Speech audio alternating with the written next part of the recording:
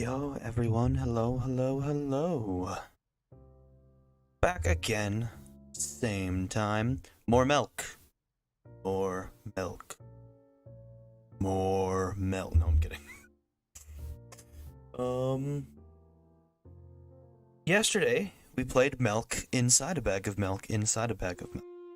Today, we were playing milk outside a bag of milk outside a bag of milk. This game is, from all I've seen, a little bit more in-depth than the last game.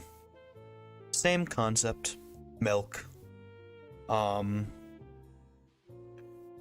we've got a little bit more to do. Very interested to seeing what that is. I didn't fall asleep before stream, I just keep not giving myself enough time before, to set up. Almost not enough time to set up. I'm blaming me being lethargic today on the fact that I had just the most amazing early dinner. I think I mentioned this place for the summer, but it was one of those restaurants I was going out and trying just to get out of my apartment. But it was a place that serves like a Middle Eastern and African food. I went there after work because I got out of work a little bit early. Headed over there. I was originally going to go to like Chipotle, but the line to Chipotle was literally out the door, and I'm like, no. How about I not? And I went down the street to this place instead, and it was amazing. So good. I keep doing this thing where I like eat one meal a day, or like I eat like 2 meals a day. Like I'll eat at like 4 o'clock and then eat at like 10 o'clock. I don't think I've been on like a normal eating schedule in months. I don't know what the issue is. It's not good. Don't replicate me, kids. Like it becomes an issue because sometimes I'll just like I won't wake up in time to eat breakfast. I keep forgetting I have cereal bars.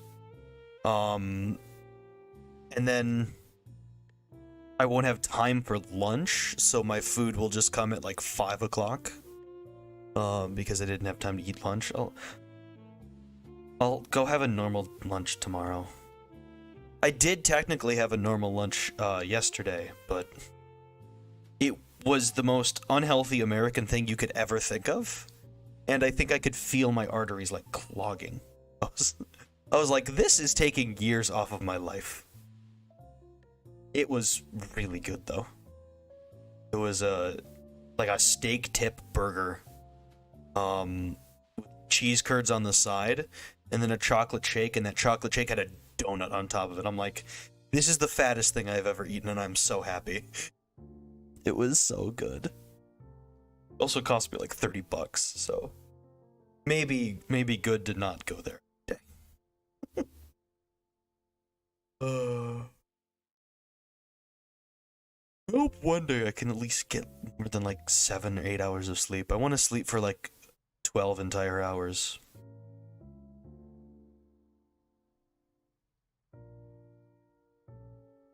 Maybe I'll do that Sunday. Wake up an hour before a 2 o'clock stream. That'd be hell. That'd be some. Anyway, enough dicking around and talking about whatever. We're starting on the exact same kind of screen. The only way I know this is a different game is because the window is called PMKM2. Which I'm imagining? I don't actually know why it's PMKM, but the last game was also called PMKM, so see, the cursor's different. English. Game contains flashy images and touches on heavy topics. Take care. Yes, there's our content warning. This is a psychological horror game. Oh, there is a save menu. I like that.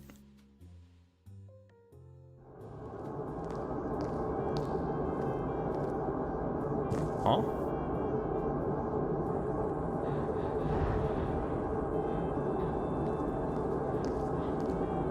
$7, $8, $50.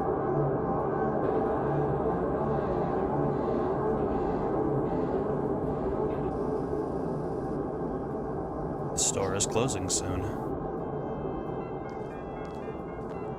Hey, it's the music. It's not a bag of milk there.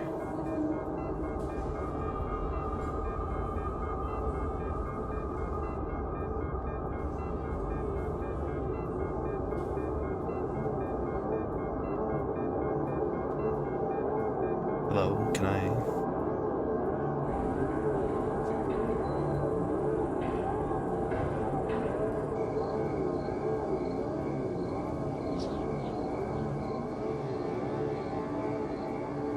It won't take much time. What do you see? Are you sure? Anyways, it's...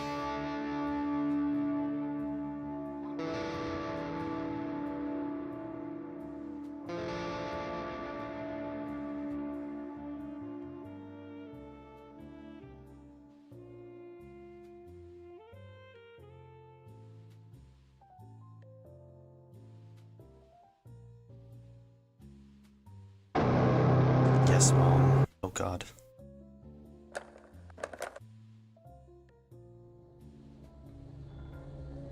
So we actually get a little opening cutscene. That was... Love there's animation for this game. Yes, that was super cool. I like the... I really like it, just considering how it is compared to, last game. Also, Edge7, welcome to the stream. I'm glad you could make it out. I don't think I've seen your name in here before, so I'm glad you decided to tune into the stream. One thing I did kind of not mention, because it wasn't as, visible in the last game. The girl seems to take a fair amount of reference from Yume Nikki. First time turning it on. I hope you enjoy your time here then. We'll see what this bag of milk is all about. Alright.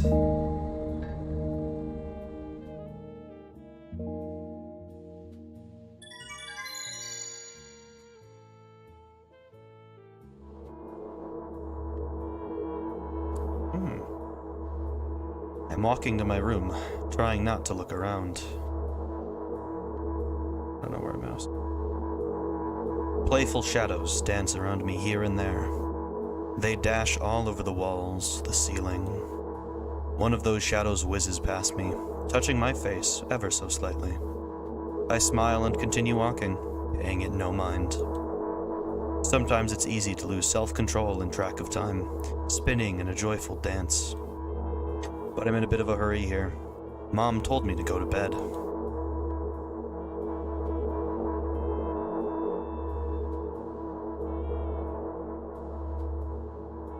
I walk past the kitchen on the way to my room. The door is shut, but I can still feel the chilling air coming from the other side. My first thought is that there's a living corpse blowing into the keyhole. Laughing mockingly, I forgot to do something. Let's mute that BGM. I forgot to do it yesterday. Hope it didn't ruin the atmosphere. Okay. That's so silly. I'm absolutely sure we have no corpses in our kitchen. I know for sure that we've never had any corpses in our kitchen. I'm absolutely sure that...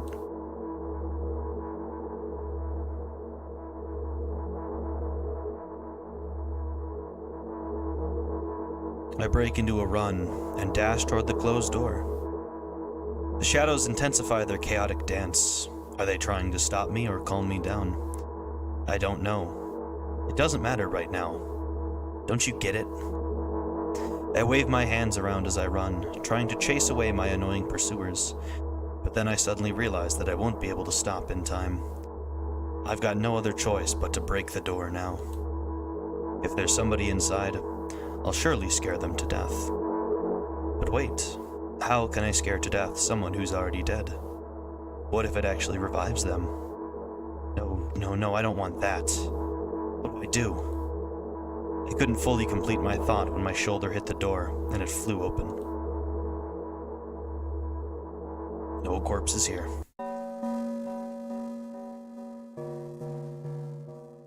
As I expected, there was no living corpse inside. But there was a bag of milk I bought today, sitting right in the middle of the table, watching me with its unblinking eyes. I stare back. Nothing happens. Although, what exactly did I expect? Gratitude? Have I done something that warranted it? A bag of milk probably doesn't care whether it's on the shelf in a store or on the table in my mom's kitchen. On the other hand, nobody would drink milk inside the store, which means I took it from the safest place in the world and into the scary unknown. I'm so sorry, you poor thing.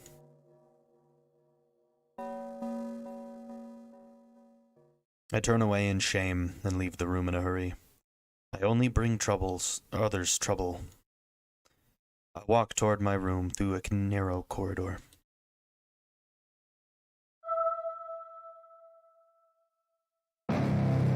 I meet a familiar, formless creature at the door. It locks me in its clutches and starts sniffing every inch of my body, like a hungry dog. I'm not struggling. I know it's useless. I just stay silent and endure its tight grip that stops me from moving.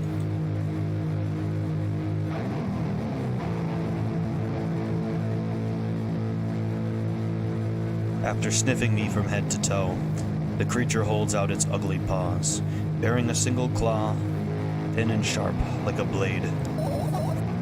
Again. I stare questioningly into the monster's bottomless eye sockets. Don't move.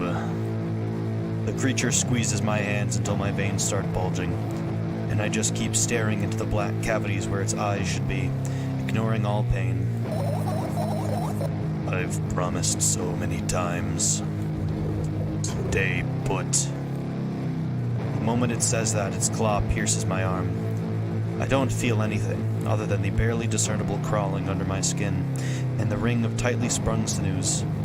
But then the claw injects its venom into me. It hurts.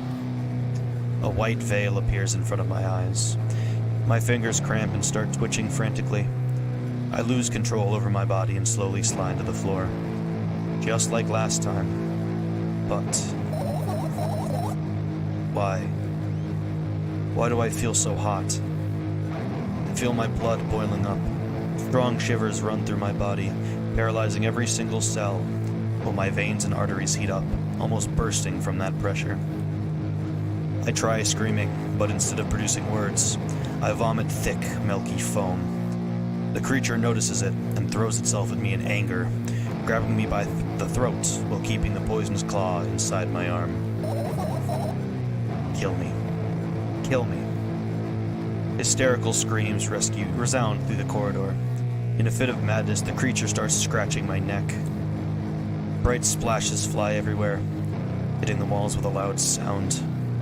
I try to imprint where every drop fell in my memory, so I could gather them all later. I need to remember. I need. A new wave of pain washes over me. Everything turns pitch black in an instant.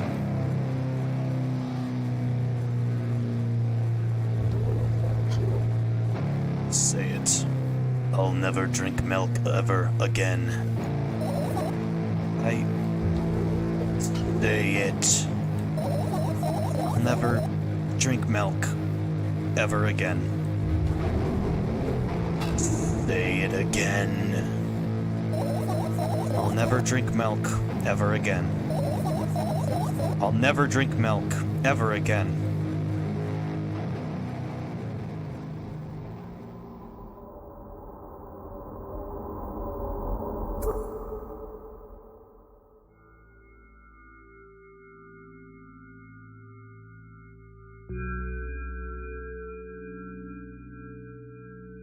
I finally get to my room. I'm so tired of all this fuss. Thankfully, I still feel comfy and warm in my room. Even the weird sounds coming from the outside don't make me anxious at all. Mom told me to go to bed, so I need to perform all the needed preparations. I've washed my face, and now I'm standing in front of the mirror with a toothbrush in my mouth. Maybe protagonist is lactose intolerant and the monster's just looking out for her. Maybe. Weird way to treat lactose intolerance, but you know. Each their own. I look at my reflection. It shows absolutely no desire to sleep. Yeah, I get how you feel. And there was a time when the last minutes before I sleep were my favorite time of the day. I loved anticipating the inevitable moment when the reality and the dream world would clash. I woke up for that moment's sake, lived through the day for it. My biggest dream was to sleep all day long. It would have been so cool. But the dreams always slowly but surely slipped away.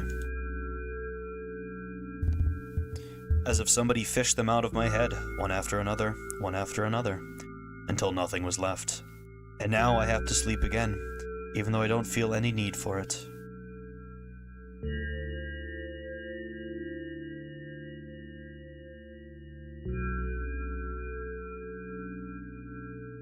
After finishing with my face, I usually reach out for my pills.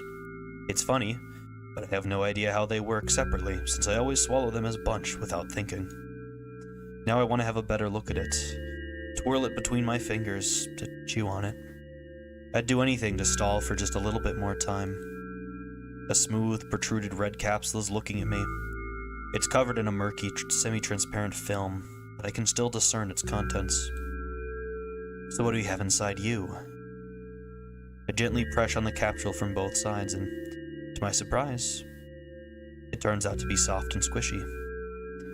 I press harder and the capsule pops. Sticky, bright red liquid pours out. Filthy, filthy. The pill flies straight to the waste bin, and I start rigorously washing my hands. No, there's no way I'm drinking that. Next was a flat pill of the same blood red color. There were some letters printed out on it. Oh, I get it. This is the medicine that makes me really sleepy. But it's not the type of sleep I want. That's not it at all. It's fake. No, no, no. I don't even want to look at it. The pill flies into the waste bin as well. The next half an hour goes by in a similar fashion. I study every pill from all sides, and then I find a reason not to swallow it. I invent my own medicine instead, and enjoy swallowing them one after another, letting myself drown in their healing effects. Hey, my neck doesn't hurt anymore. Hey, my hand doesn't hurt anymore. Hey, my head doesn't hurt anymore. Hey, my heart doesn't hurt anymore. Hey, my stomach doesn't hurt anymore. Hey, my eyes don't hurt anymore. How come I didn't think of this earlier? This is so simple. I need to brag about it to someone right away. But not to my mom. She'll just scold me. And she's sure I'm already sleeping anyway. I don't want to disturb her without reason. I'll think of something myself. Besides, I just really wanted some small talk. I wonder, who's going to be my conversation partner? Where are the labels suspicious? Yeah, I think medicate needs a couple quotation marks around it there.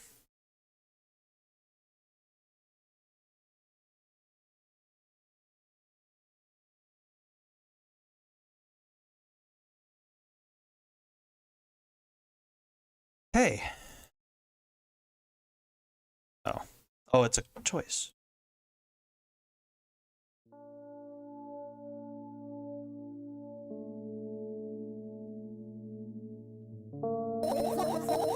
Hey, long time no see.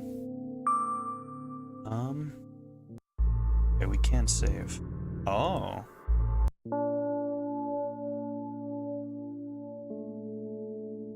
No, we're only supposed to meet once a day, right?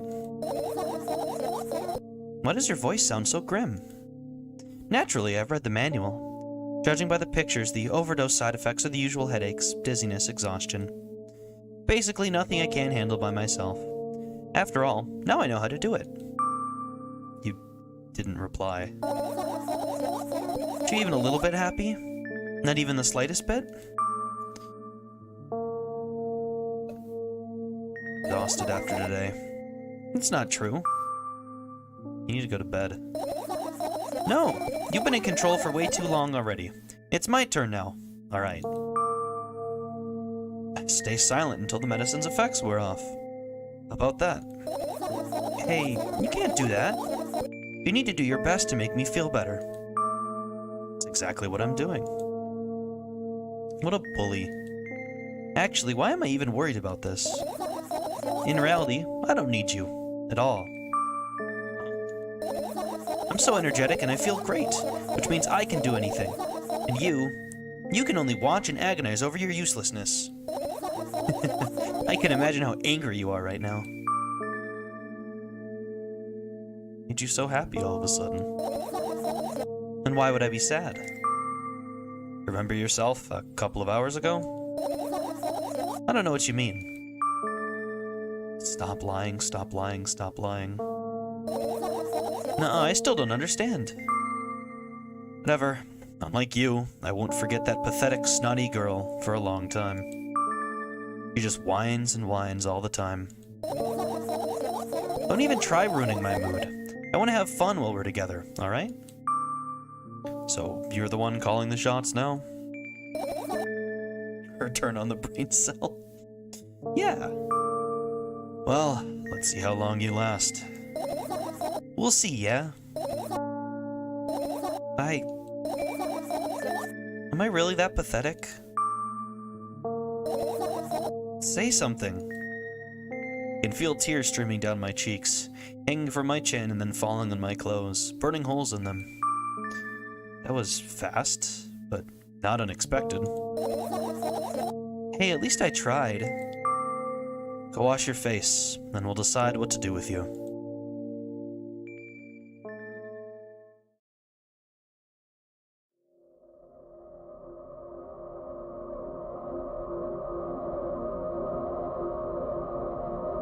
I'm in front of a mirror again.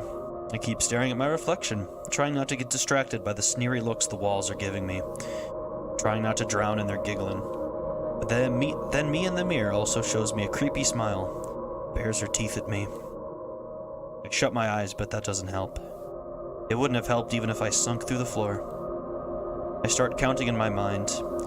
2 squared, 2 by 2 squared, a square squared, a square pyramid squared, a pyramidal structure cubed, a pyramidal structure hypercubed. I feel better.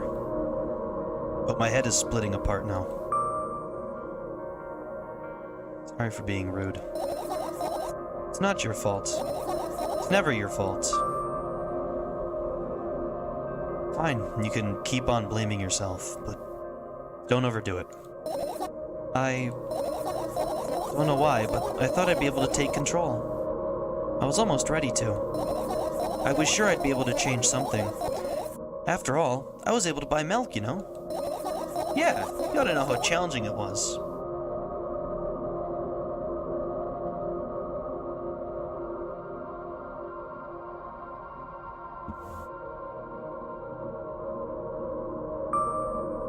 Is that why you threw away the medicine? What a stupid decision, right? Whatever it was your decision. Does it even matter? What do you think? I can't be sure about anything, and you don't take me seriously anyway. Why'd you do that? Felt like I'd be able to fight it on my own. It's true, the pain subsided for a bit at that time, but now I feel it triple in force. It hurts so bad. Know what to do. Dejected, I reach out for the shelf with my medicine. I swallow the pills one after another, chasing away the unpleasant visions that keep floating up in my memory. And yet, my mind still draws a terrifying picture. Lumps of coagulated blood and transparent coating travel down my esophagus, scratching its soft walls, leaving behind furrows. I shake my head violently.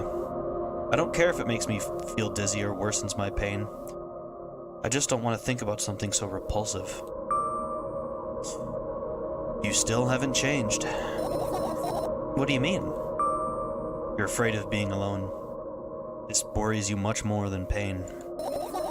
Yeah, I guess.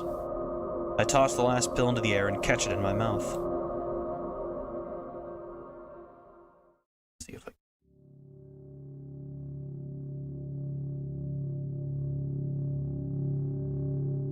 I can find the ending walkthrough. Every ending. There we go. This should work. I lie on the floor. I look at the ceiling. I can clearly hear water running in the metal pipes up there. I hear the cracking of concrete blocks that will someday surely fall on my head. But I'm not afraid of that at all.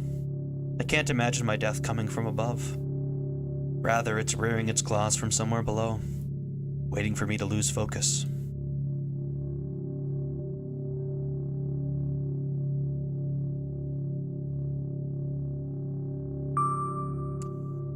Do you want to talk about it? No, I've had enough of talking.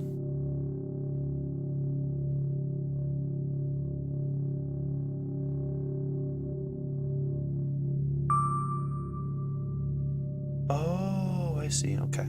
Sorry, What do you want then? I just want to lie down for a bit. No talking, just a sense of impending doom. Isn't that how most of us spend our nights? Just kidding. Oh, the screen, the window name has changed. It's now BOOBOM. Interesting.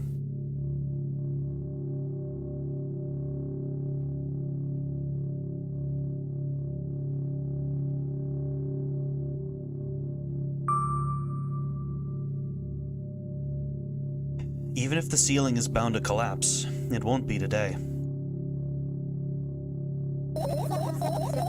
Can you stay silent, please? I need to get my thoughts in order.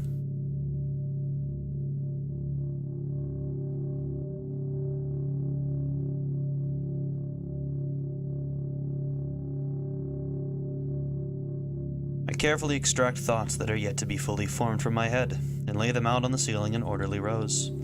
Now it's my corkboard.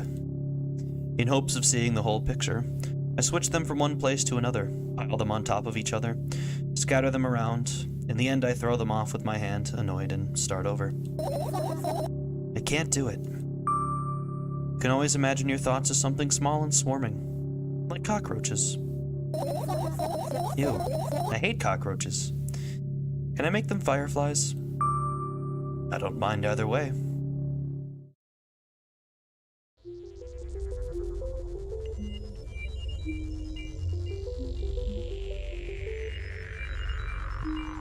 I don't even have time to blink before my thoughts, they're fireflies now, start whirling all over the ceiling of their own accord, forming whimsical patterns. I can only observe them and wait for the right moment. But a view from the wet, where is up and where's... Yeah, it's really cool. Tall ceiling. Just... that moment doesn't come.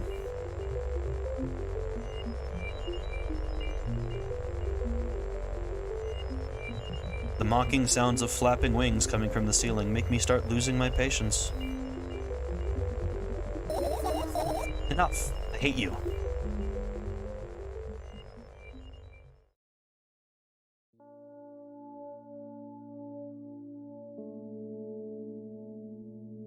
I spring to my feet and scream at the top of my lungs. The fireflies scatter. Good job.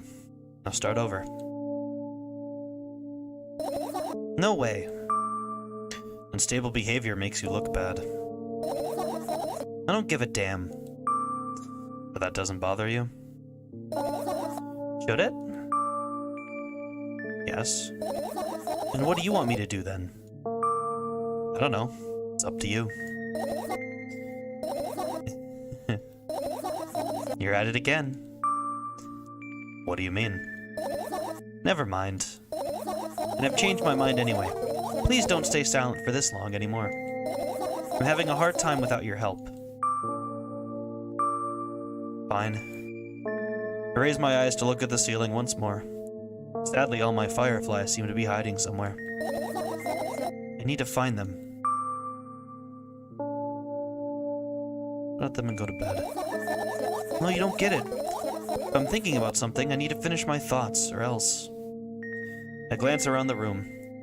There are too many places for a creature as small as a firefly to hide here. They can be anywhere. Suddenly I hear a deafening rumble. The clock just hit midnight.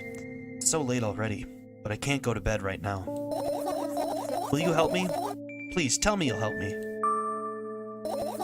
Come on, stop bullying me. You promised to talk to me. What were you thinking while lying on the floor? What do you mean?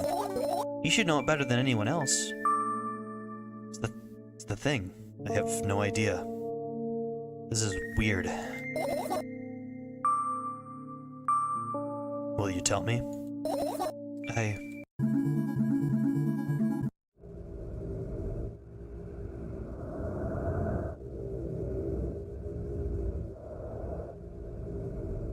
roll my sleeves and start rubbing my eyes intensely.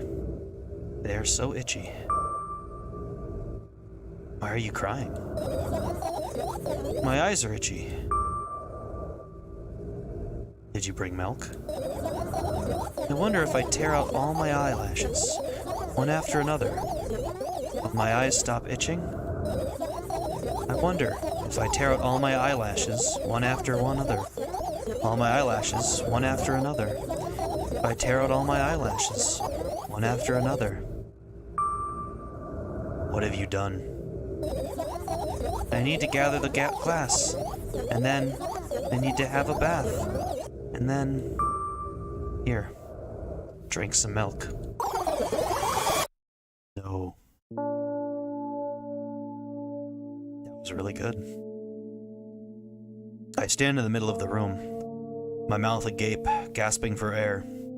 I think I just experienced death. I don't know any other way to explain what happened. That was surely something. Will you tell me or not? About what? Let's look for the fireflies instead. You're acting weird. Help me instead of running your mouth. I've already had enough adventures before bed. I need to gather my thoughts quickly and go to bed.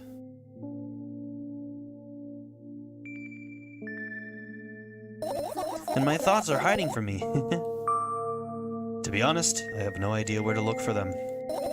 Me neither. I guess we'll have to tear the whole place apart. No, no, no, and no. If I make even the smallest of messes here, I'll feel really bad. All the things should stay in their places, and that's it. Why?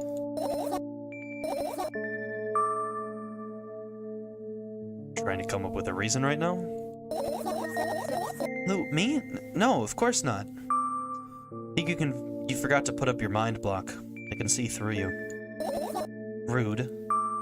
Alright then. You need to find a bunch of tiny insects inside a mountain of junk without moving anything, even an inch. Yeah. My oh my. I have an idea. Last time, becoming a visual novel character helped me achieve my goal. Now I want to become a point-and-click adventure game character. You know, those games have moments when you just look at different objects and something inevitably happens. Sounds so fun. And what about the things you use regularly? Do you refuse to touch them as well? It would make it even more interesting. This is so childish. And want to know what's the best part? You'll be the one doing it. Oh no. Oh yes.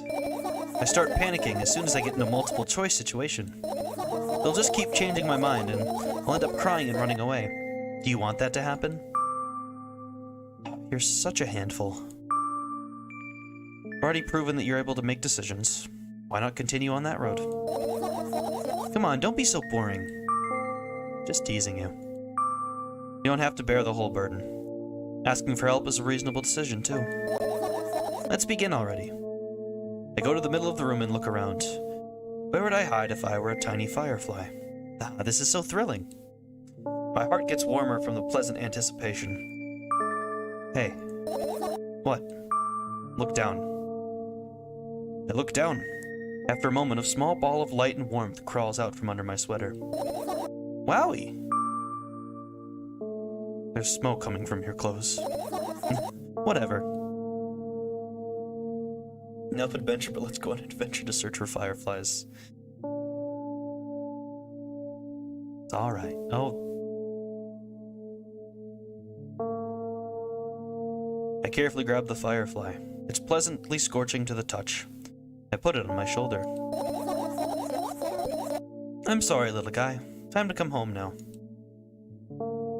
as it was an order, the firefly slowly drifts up, circles my head, and then flies into my ear with the speed of a bullet.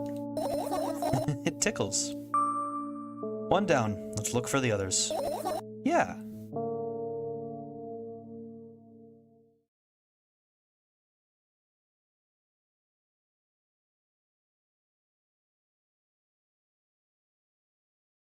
Oh, okay. Sorry,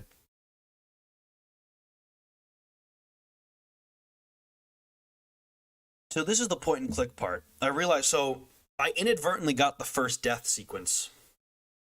I don't think we're going to get the... Oh, okay. So the endings in this game are interesting. Firefly, yeah, she turned her thoughts into fireflies.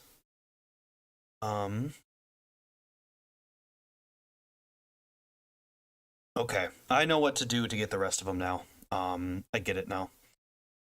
This one will just be the you won't get it, so we're not gonna get like any of the... So, we already got the first death, so we've skipped the is anyone there ending. I looked down ending.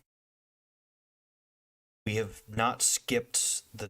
We have gotten the first death, so we skipped that one. Everything is fine ending. Skip both death scenes. Friends. Secret item. Okay, alright. So we're well on our way to get just the first ending, the you won't get it. And now we just need to find the fireflies. We can actually get the second death too. I look at my laptop. I haven't touched it for years, so it's covered with a layer of dust as thick as my finger. Jesus Christ. A bizarre item. I fear it. Why? It's a long and boring story. Wonderful. Tell me about it.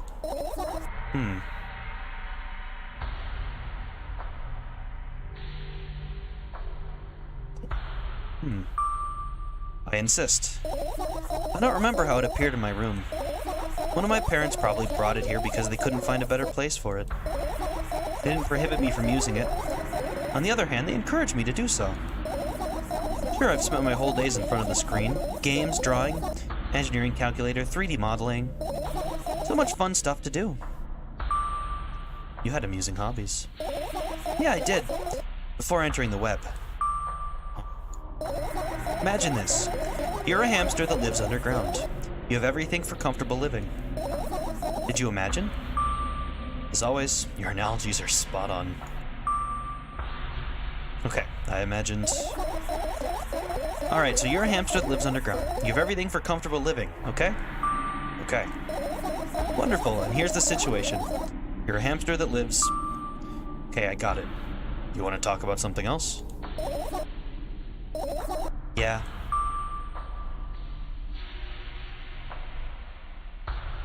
So this is how you get the second death. Internet's scary. I mean...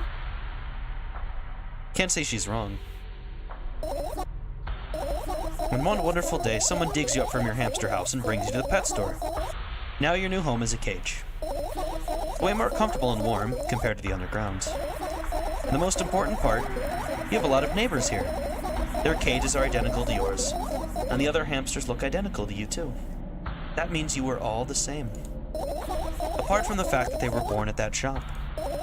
You'll ask, what does that indicate? And I'll tell you, nothing at all. I forgot what I was talking about. Gosh. Okay, let's start over. This time, try to avoid stupid hamster analogies. You know, I'm not at fault here. So, I have a lot of friends online. Tens, hundreds of them. Impossible to count. Is it impossible, though? I had exactly 317 of them. Although I guess nobody counts the exact number of hamsters when they walk into a pet shop. Hey, don't get distracted. Oh, right. For my 317 friends, 68 were into gaming, just like me. 130 of them liked drawing, just like me. The remaining 119 were into calculators and 3D modeling equally. And when I say equally, I don't mean 59 and a half friends on each side. Alright? You can split numbers evenly, no problem, but math doesn't work like that when it comes to friends. A major conundrum, right? To the point. I knew, of course, that no real people exist on the web. I also understood that all my friends die the moment I turn off my laptop. But I still wasn't even a bit worried. Why? Do you know what computer programs consist of? It's just a combination of numbers. Which means my friends are also numbers. Isn't that amusing? Hear that, chat? You're all numbers. You all die when I turn off the stream. The moment I'm not perceiving you in stream, you die. And I die too. The moment I'm not here on stream, I am dead. And then I come back the next time I stream. No, I'm just thinking of the Fresh Prince clip, numbers. Not really. Why do you call them your friends? I mean, everyone who shares my interest is my friend, and I don't care whether they know about my existence or not. Anyways, as I was saying, every program has its own algorithm and purpose, its mathematical formula. And if you solve that formula, you'll be able to predict the program's behavior at any moment. The longer you speak, the less I follow. You don't need to follow me around, just listen. I sit on the floor and the laptop screen ends up right in front of me. The only thing reflected in it is my dim face. A web person is just a random picture and a random string of letters. Words and actions from the web person are just executable code. Hey, let me know if you need a break. One day someone appeared. From that point on, my laptop was always on. There are no real people on the web, but he was good at pretending. At some moment I let him trick me. Hey, look. Huh? Suddenly, a firefly slowly crawls out of the laptop's vent grill. I reach for it. It gets on top of my palm, blinking all the while. I think it's trying to say something. I got a number in my name to prove it exactly. That's their tell. I can see that myself. If only I knew what. It's like a cipher. Don't you want to crack it? I changed my mind. I have absolutely no desire to find out what it wants to say. Firefly stops glowing for a moment after that. Then it starts glowing again, as if coming back to its senses. For some time it thinks about the further course of actions, then flies up and dashes into my ear. Let's continue searching. What about your story?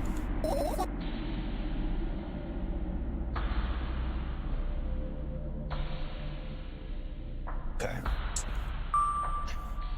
You must be mad at me for interrupting you. I'm sorry. If you do everything right, I'll finish my story. Maybe. Promise? I promise. And if you forget, then remind me. With a code word, for example. Achievement unlocked. Please forget it. What code word? I'll think of one later. And for now, let's keep searching for my fireflies.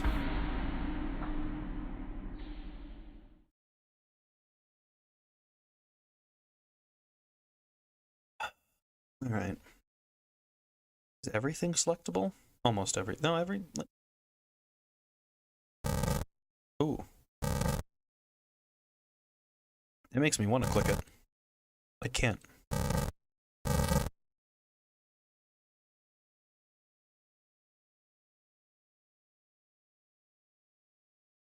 Glitchy. I hate when my boxes glitch out of reality. Right, insects enjoy pollinating the flowers and stuff like that. Yeah, I guess. I get close to the flower shelf. I sniff around. The leaves smell of dust and cardboard. And death. You know these plants are long dead, right? I'm not sure a dead plant will be able to attract any insects. But we kinda don't have a choice here, you know? Still, you're right. Let's continue searching. Why don't you just throw them out? Weren't you listening to me at all? Okay. Umbrella. The umbrella emanates a faint sense of coolness.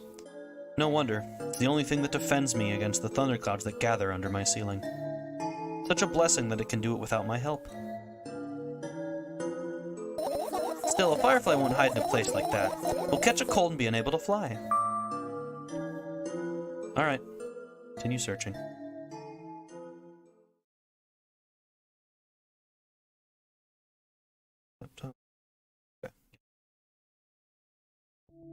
This is my sleeping bag. It's soft and warm. I'm sure that no living creature would be able to resist the temptation to spend a minute or two inside. They'd want to dig deep into it with a couple of favorite items, close their eyes, and then...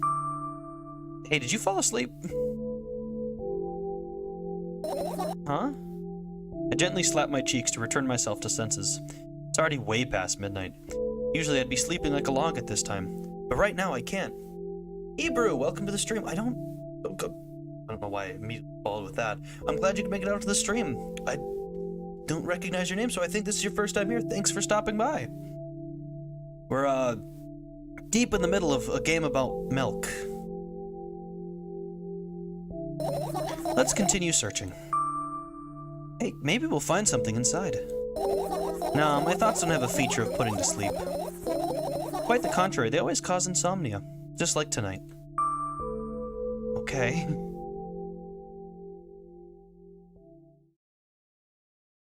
Cabinet. I doubt it. All the compartments are locked. What if... I don't even want to think about what's inside. Who knows what I'll end up imagining. Fair enough. This is my sketchbook. Half of its pages are blank, which means it'll still be good for a couple of years. You draw that rarely? Why? This game, I have been very much loving this too. This is the first time playing it, but I've heard about it, and I really love the theming of it. It is very, very, very nice. Isn't that obvious? If I run out of pages, I'll have to buy a new sketchbook. I can't get to the stationery store on foot. I'll have to take the bus. Do you even realize what kind of nightmare that can turn into? You can ask your mom to buy one? Buy what? Ask whom? Can you even form coherent sentences? Don't play dumb. Ask your mom to buy you a notebook instead. Instead, tell me to perform a string of actions, but you're also telling me to do one instead of another. Then how would I decide which action to take? You're so dyslexic. Man, you're a tough case. You lack empathy. Is that my fault? I get closer to the sketchbook, stepping over the wires, the sleeping bag, cracks in the laminate, and the window's reflection. The sketchbook is lying on the stool. For my height, it seemed like the stool's missing 2 legs. I squat down and look again. All the legs are in place. Will I be able to think of an interesting allegory? Oh, let's not go there, okay? I stand up and study the sketchbook from inches away. Its pages are pure white. The last drawing is buried on the previous page. The way it should be. Too bad. I'd love to see it. Maybe next time. I also draw when I rarely have my sketchbooks last while. It's a reasonable excuse. I can't remember the last time I've, seriously drawn on paper. It's been a while. A sudden gust of chilly wind breaks into the room and makes the pages rustle. Oh no! I shut my eyes. A distinctive sound of pages turning echoes with headache in my head. I know what's going to happen. The rustling has stopped, even though the wind is still howling from every direction. It can only mean one thing. The notebook is open on the first page. If I wait a little longer, the wind will close it. I won't have to look. If I wait a little longer. If I wait. Open your eyes. No. It's okay. Just do it. No way, I know you're lying. Calm down. No. Calm down. No. Calm down. No. Calm down. No. Calm down. Calm down. Calm down. Fine. I open my eyes with utmost caution. The notebook is still open in the middle. No drawings, nothing. The pages are still pure white. Did I imagine it? I don't know. Did you? Mostly done digitally now. I'd like to see her drawings too. That would be interesting. You're the smart one here, you tell me. Next time, don't close your eyes. What did you... I couldn't finish speaking because the pages started moving again. Don't close your eyes. Don't make me do it, I'm scared. Trust me. The rustling grows louder, the pages lift up. I can almost see the outlines of drawings on previous pages. No way. Everything that is in the past should stay in the past. You couldn't convince me. That's it, I'm closing my eyes. Look there. Barely visible light seeps through the pages. With every new gust, it becomes brighter and brighter. A firefly! The wind immediately stops. For a moment, the world sinks into perfect silence. But only for a moment. The buzz that has always been haunting me fills the surroundings. But it doesn't matter now. Goodness gracious, little boy. You made me so scared. The firefly blinks, flies up in, and enters my ear, buzzing loudly all the way. It spends some time looking for the perfect spot in my head, but then its buzzing dies down. Ew. Are you okay? We're running short on time, so let's continue searching. That's 3 fireflies.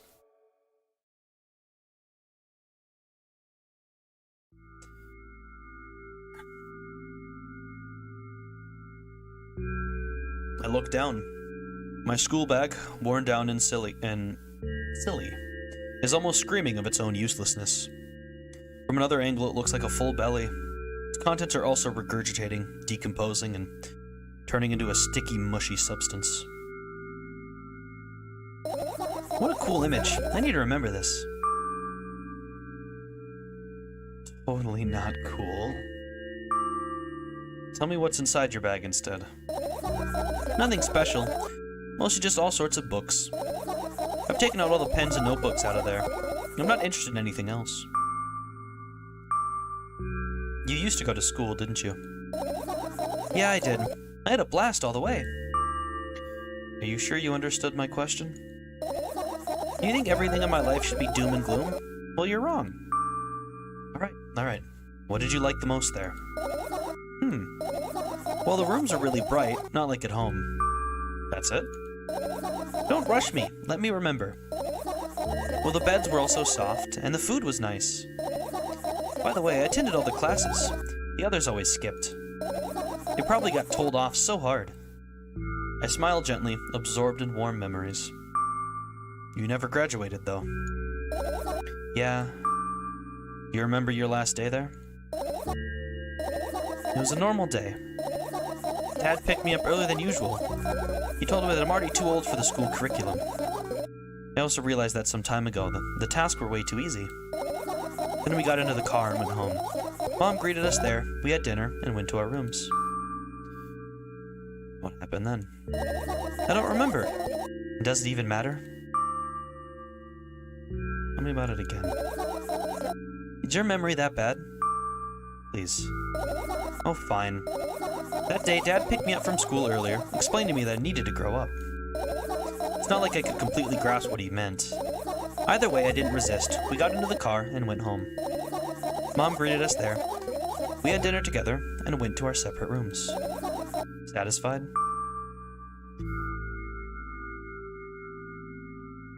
That's part of a...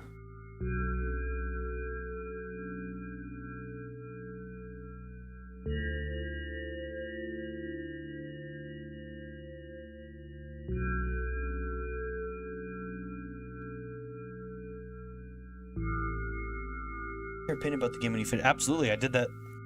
I spent an hour last night talking about my opinions and then the horror genre as a general after last night's stream. Does this change?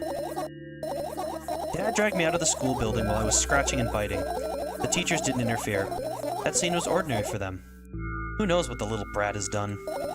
Then he pushed me into the car and we drove home in complete silence. Mom greeted us there.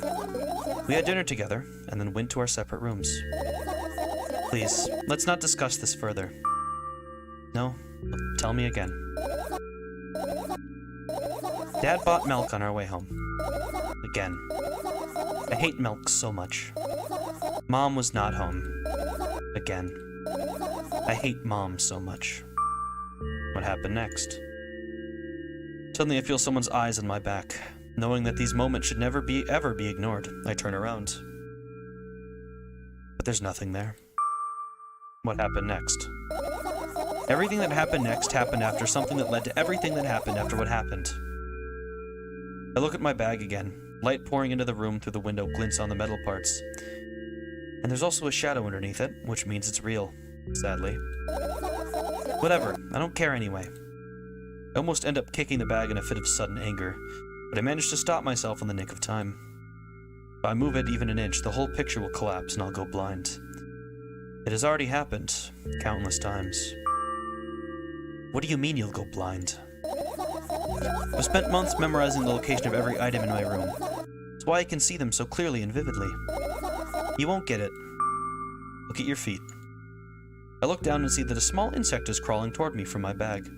Barely glowing, and it can't even fly. I guess this firefly is really tired. I bend down to pick it up. Firefly starts glowing brightly as soon as I touch it, and then flies up. Here you go, boy. Good job. After doing a victory lap around the room, it flies toward me with high speed. I shut my eyes, anticipating the firefly to enter my ear. It's exactly what happens. After it gets inside, it buzzes for a little while, and then goes silent. This one is kind of sad. Wonder why. Doesn't matter. What matters is that it's no longer alone. Sure. Let's continue searching. Definitely watch that broadcast. Yeah, it was fun. I had fun with last night's stream.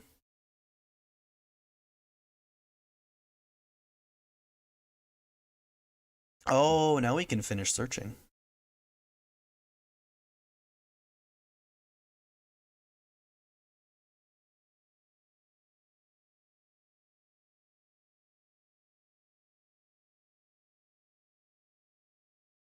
No, I don't want to finish searching.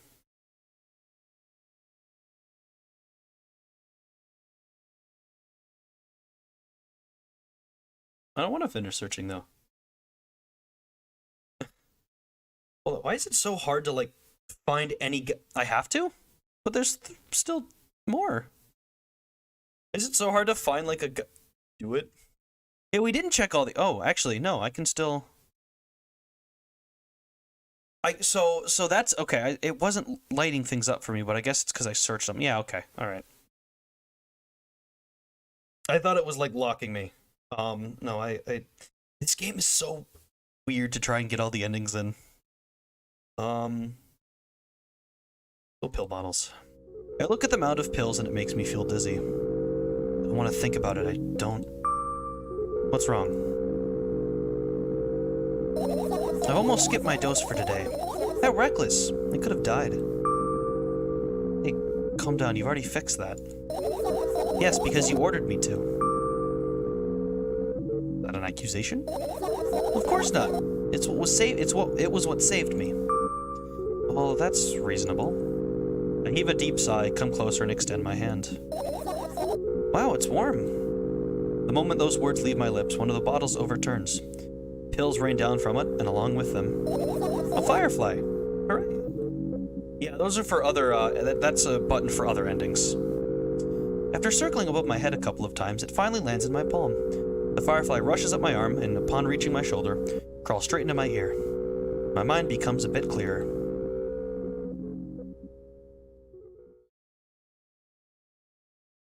I think this is the last one. Yep, this will be the fifth one to find. Your usual notebook pages, glued to the wall with duct tape. Numbers are drawn on them, the only kind of information I can take in without trouble. Dosage and side effects? Yeah. I thought you know them by heart. Yeah. This is not your handwriting, isn't it? Of course it's not. Shaky, broken lines, ugly numbers. It's not writing, it's more like claw marks. Don't forget to thank your mom. I don't need your advice. Yeah, I've collected up. Well, I don't think I actually get an ending if I hit that button. I think it's just like... I think I get the same ending I get for collecting all the fireflies. Because this one we're on is the default one. The other ones need you to skip both death sequences. We did not skip both death sequences. My scream makes the pages rustle restlessly. After a moment, a firefly appears from underneath one of them. After looking around in a businesslike manner, it takes off into a businesslike flight, and ends up entering my businesslike ear. Hey. Let's continue searching. Should be all of it.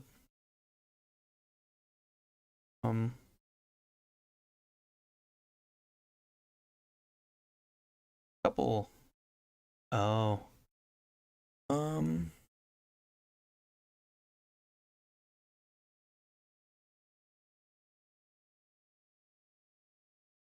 Alright.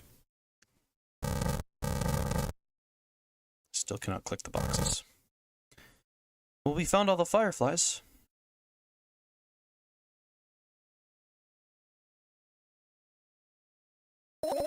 You found all the fireflies. Amazing.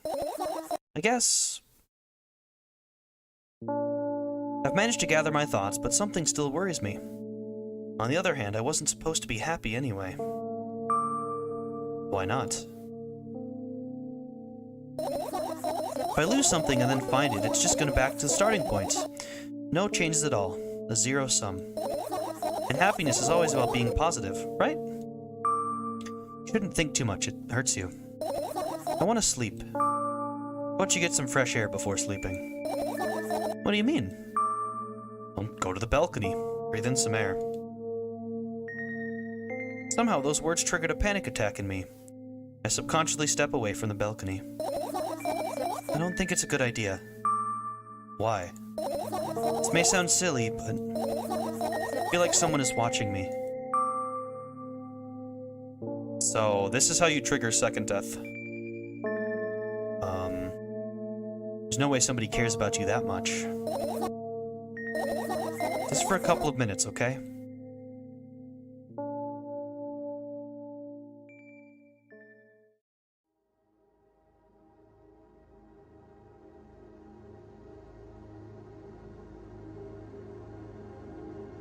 She knows we're watching.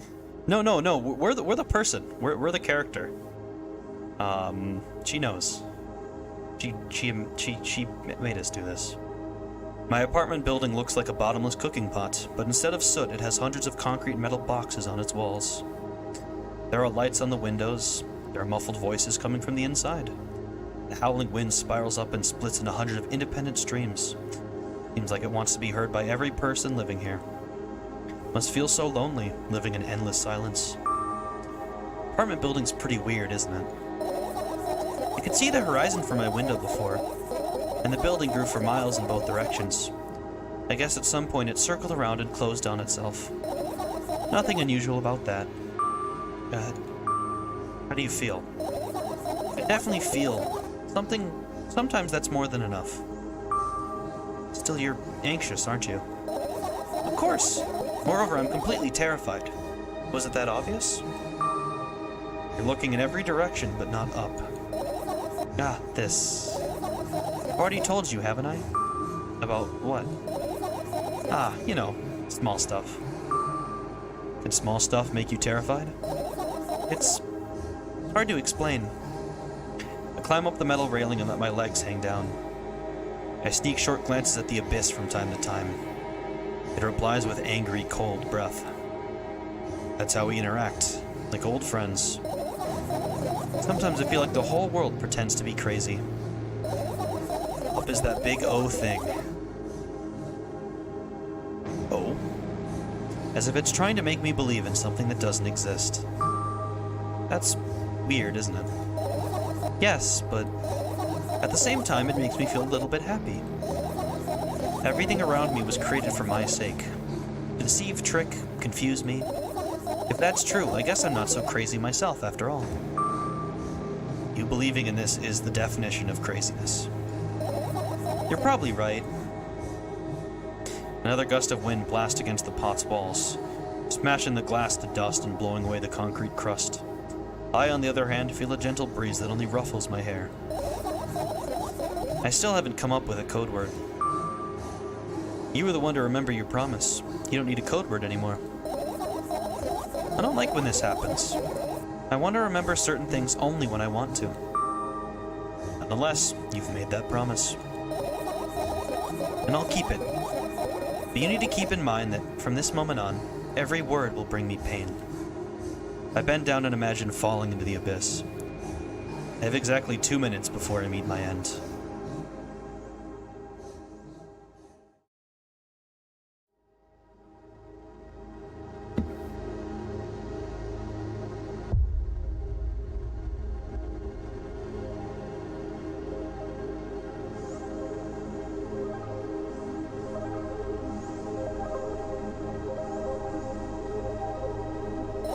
I had a friend online, my best friend, even though the combination of letters he used instead of his name wasn't that cool. Well, the combination of pixels he had instead of his photo was also boring and unattractive. It's so strange and wrong, breaking the rules of being online. Why was he doing that? Maybe his code was a few lines short? Don't quite get what you mean. I can tell you about those rules. You can't find them anywhere, but I'm smart, so I figured them out myself. Although, I'm not sure if I should divulge them. Why? When I try to say what I think out loud, I tend to make mistakes. If I make just a single one, everything that comes after contradicts my thoughts. And I end up with the opposite position. And I don't want that. According to that logic, it'd be better for you to keep your mouth shut forever. Yeah, that's my dream. Keep my mouth shut, never get up from bed, never see or hear anything. Just dream on and on. Why is everything so terrible? Don't get distracted. So what was that about your friend? My friend? Ah, yes. He was brazen enough to... Come on, gather your thoughts. He somehow made me believe that he was real. He kept describing someone else's life to me in detail, as if it was him. And he expected me to do the same. And then I told him everything about myself, without hiding a single thing. I grip my teeth. The wind whips my face without mercy, slices my skin into uneven strips, as if it's a piece of thin cloth.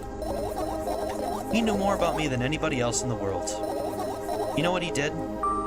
Yes. Sending an army of bots to harass me was probably fun. And what's most important, it was a win-win situation. They spawn here and there, simple bits of code that are effortless to run. No wonder the algorithm assigns that pattern more often than the others from the list. Text and video generators get to work at the same time. My name surfaces on the web more and more.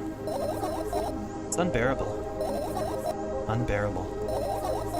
Around every corner, every balcony, every ceiling, attic, wall, I always feel many pairs of watchful eyes directed at me. Now they watch me from the screens, too. But I'll put an end to it. I've decided a long time ago. Oh, maybe I only decided that only... My body finally crashes into the ground, smashing into millions of tiny pieces like porcelain. It's my second death for today already. I'm cold. Let's go back inside.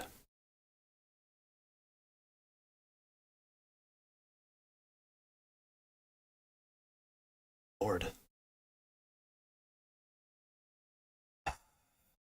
That was a scene.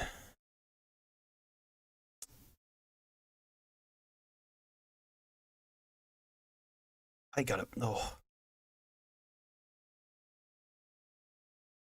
That was a scene. I returned to my room. Thankfully, it hasn't changed one bit during the minutes I was outside. Without a second thought, I go toward my laptop and yank the power cable from the outlet. That's it. That's it.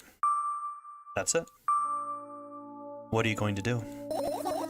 What's with this silly question? I'm going to sleep, of course. Hoping that tomorrow will only come after a year or a decade. Imagining myself to be outside of my mortal shell, but at the same time being me. Ridiculous, like a milk outside a bag of milk. And yet... You don't have to talk out loud for me to understand that you're worried about me.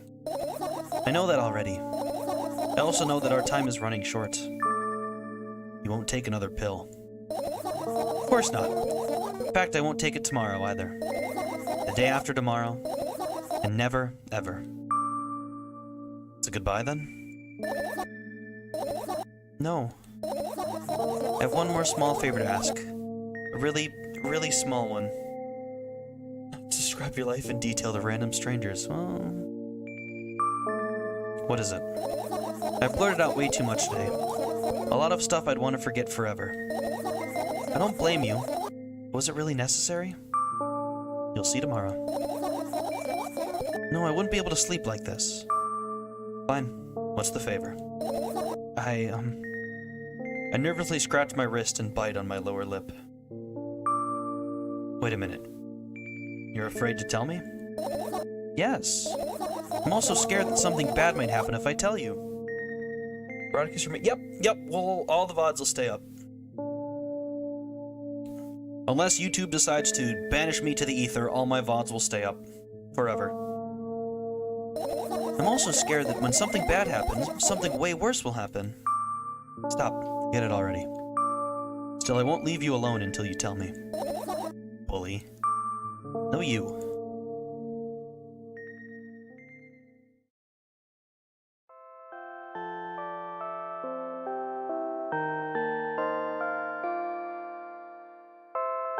I crawl into my sleeping bag. The lower part of the room is very cold. I hurry to wrap myself in blankets, even though the electric heater is working hard to keep me warm. I'm sad because the dreams just won't come anymore.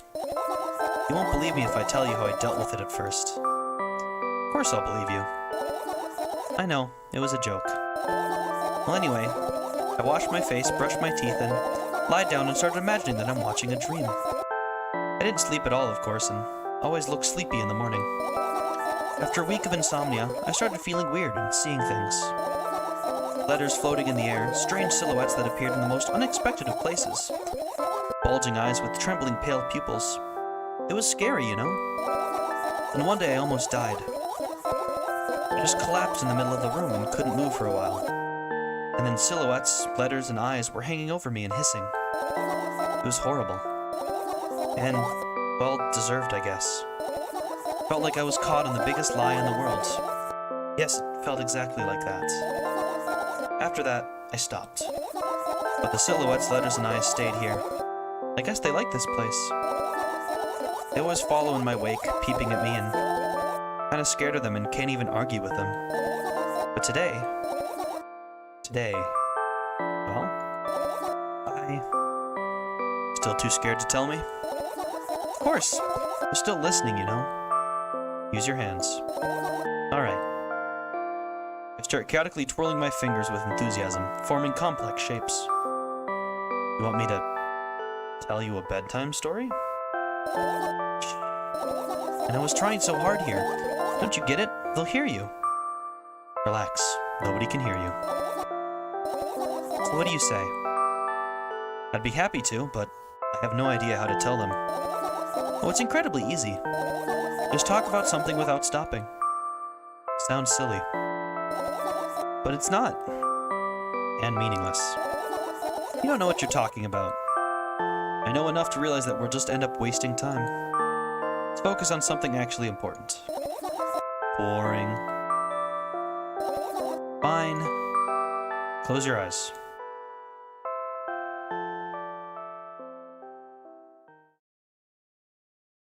You won't get it.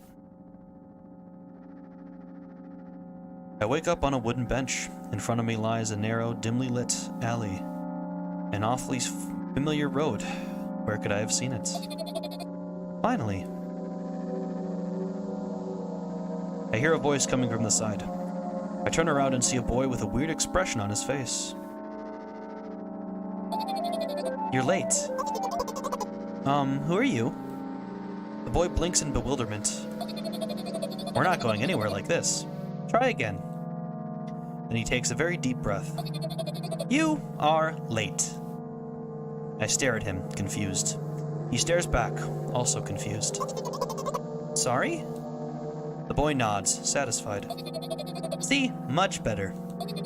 Do you have a name? My name's Tresca. I give the brat an evaluating look. He's so young, yet already coming at me with questions like that. None of your business. And besides, will anyone tell me what I'm doing here? Hey, that's rude. It's not like there's somebody else here besides me. Haven't they told you anything? I know all there is to know, for one. About what? You're obligated to escort me to the store. Tresca says that and strikes a victory pose. No way I'm doing that.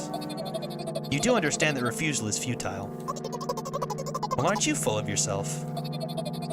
I'm serious. I'm not the one who decided that. You think I'm delighted with your company? He's weird. Constantly shifting between happiness, sadness, loudness, silence. He's a wacko. His name is stupid. Are we going or what? You can go. I need to think. I'd be happy to, but I don't know the way.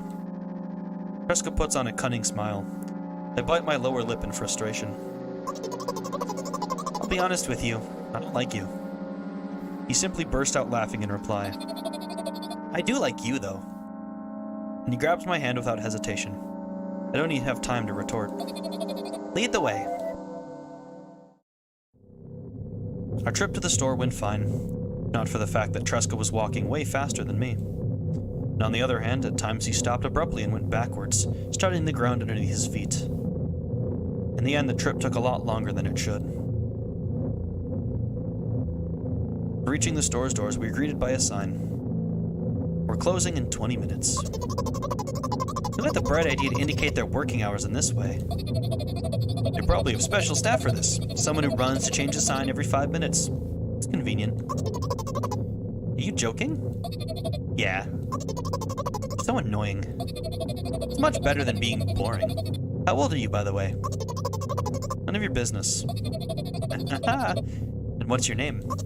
None of your business. Ready to slap the living hell out of the brat, but a scary-looking man suddenly appeared behind the glass. He's holding a cardboard sign that says we're closing in 15 minutes. Let's go. What are you waiting for? Huh? Oh, yeah. For another round of going across the long row of canned products, we realize that we're lost. I can't believe you don't know where they sell milk.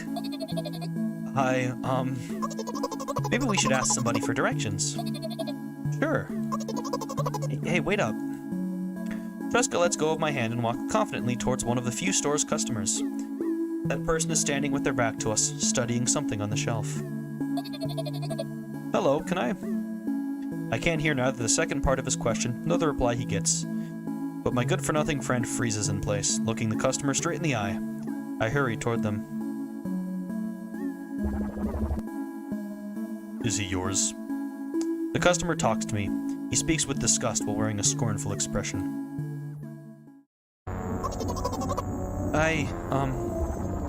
If he's yours, please get him away from me. Yes, I'm sorry. I grab Tresca's hand and lead him away. He's still looking at the customer, his mouth ajar and eyes popped. He's also shaking. Only when we turn around the corner, Tresca calms down.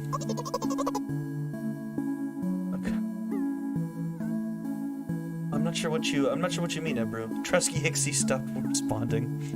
What was that? I got so scared. He said, what? No, not again. Suddenly Tresca starts screaming like crazy. I cover his mouth with my hand. His face is burning. He's crying.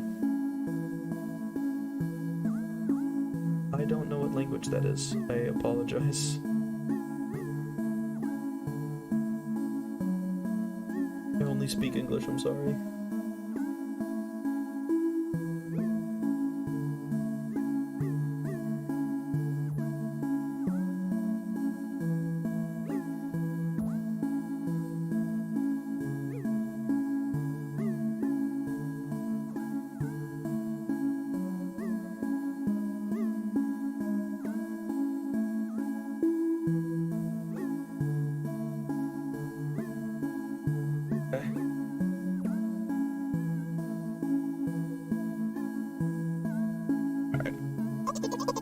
Can you act normal? You don't understand. Of course I don't. I don't understand anything. Knowing other people is still wrong, though. There's something you don't understand, it seems. You're mean. Who, me? Tresca pushes me away and runs off. Drat. At the edge of my vision, I see the store's staff hang a new sign on the door. There you are. I meet Tresca at the cash register. Before that, I managed to visit the milk department after finding out where it was. Hey you, move. I hear an angry voice coming from the other side of a long queue that has formed after Tresca. I squeeze through toward him. What happened? The boy doesn't respond. He just looks at his feet and sniffs. The cashier towers over him.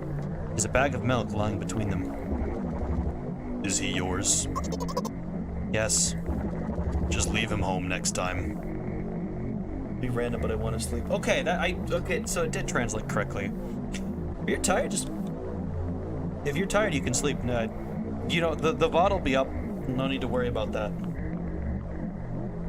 I don't want to keep you from sleeping. I know I'm tired enough. I'd hate to not be sleeping. People in the queue nod in agreement. Pay for the goods, please. Yes, of course. And the waiting fee. What? You heard me. I did, but that's unheard of. Jessica starts giggling all of a sudden. And for the fact that your son is a... I'm not saying that. But... You heard me. You know what? In a fit of rage, I throw a banknote to the cashier, of much higher value than needed, even counting all the stupid fees. Then grab a bag of milk and turn around on my heels. We're leaving, Tresca. We spend the whole trip back in silence. At some point, we end up turning right towards a gas station. There, Tresca finally breaks the silence. Do you like ice cream? No. Okay. I look at the boy's face. A light flickers in his eyes for a brief moment and then goes out. You know... He turns away from the path and walks straight towards the highway with determination. I stare at his back, confused.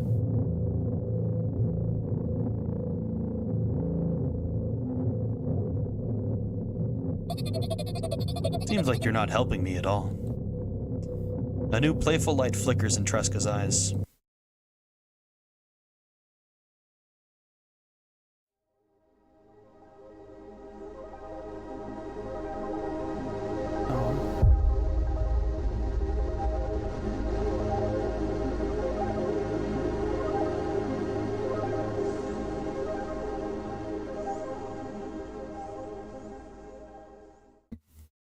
If you got school, don't feel bad. Like, if you gotta sleep, go to sleep.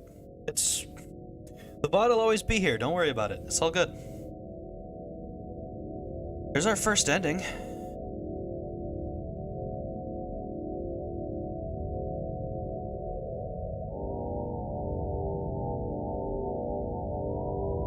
I keep where my mouse is at because it's taking it away.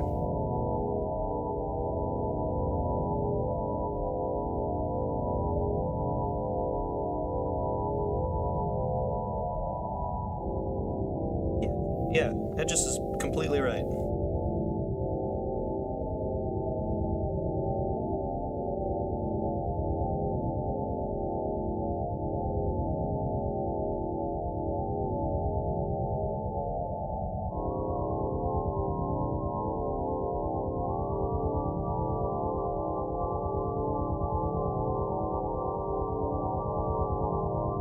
This music.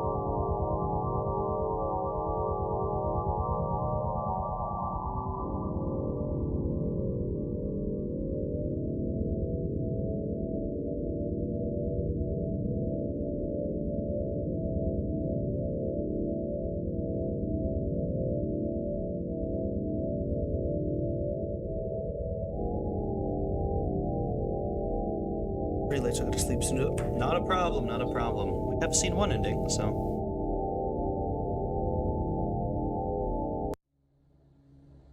Okay.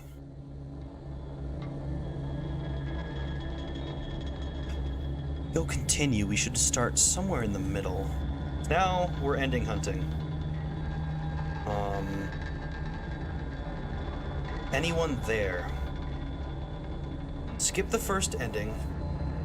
Skip the first death sequence. Okay. Okay. You go bullying me again. Aren't you even a little bit happy? Not even the slightest bit? No. Well, then I'm not happy either. Need to go to bed.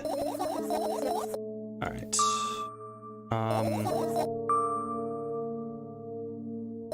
So skip the first death. This is all stuff we've read before. Yeah, I'm all beside myself. Whoa. That's still the same, though. Interesting game. Thanks for streaming. I'll sleep though since 2. Oh, geez. Yeah. Get some sleep, man. Thank you for stopping by. I hope you enjoyed watching. I really loved this game. This is so cool. I love everything about it.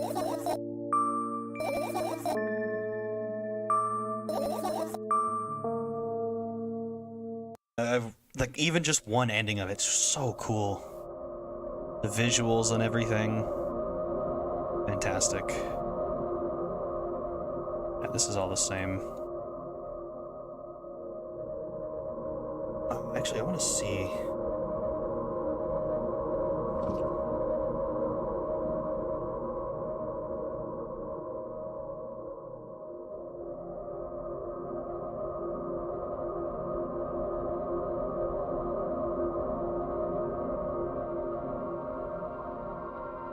Okay, yeah, I will definitely make a new save at the death scene.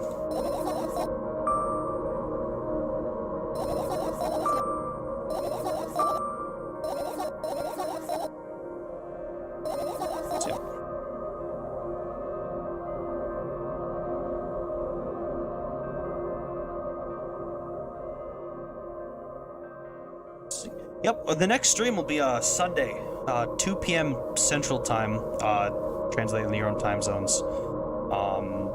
6.5 hours earlier than right now. We're playing Corpse Party, actually.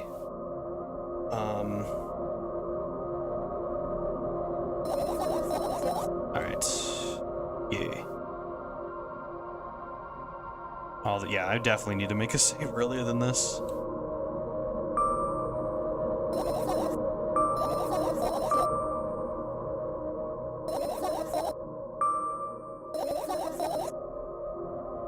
Subside all the time, I feel triple in force. Yeah.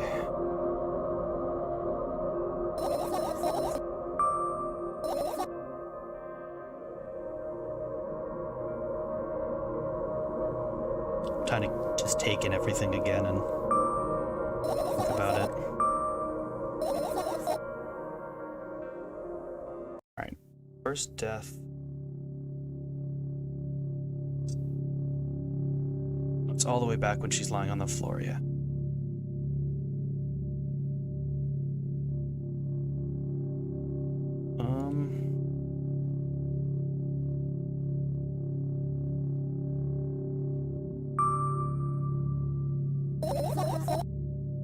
Enough talking.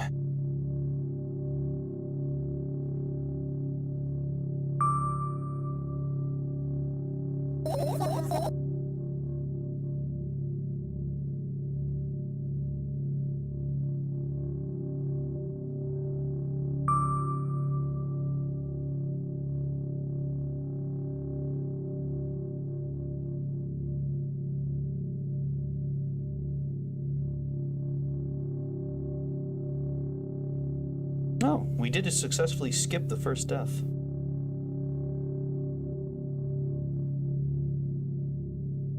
Okay. I'm gonna make my save here. Yeah, it should. YouTube is a little bit weird with notifications, but yeah, it should. There's also a Discord server where notifications will come through, so.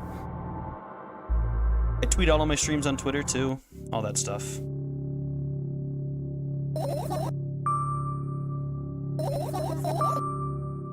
Alright, the fireflies. All of them require skipping the yes, so skip the first death sequence, skip the death sequence,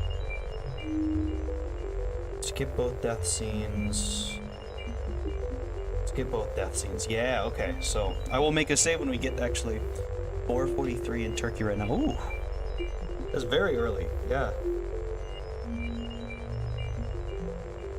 Fast asleep. It is 8:30 for me right now, so would be, yeah, 8 hours. 8-hour time difference.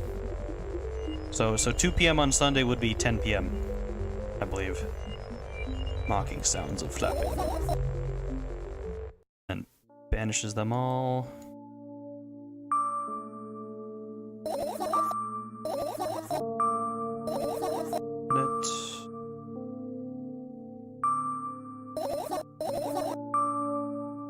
Snapping. If you have a reason for that. You didn't have a reason. You did have a reason, didn't you? Really get better, believe me. And now, start over.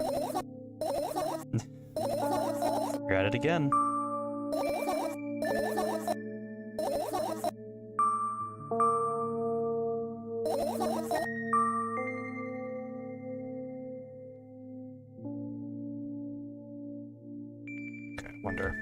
just want to double check if this... I think this is what we selected, but I could be wrong. Oh, I did. Okay.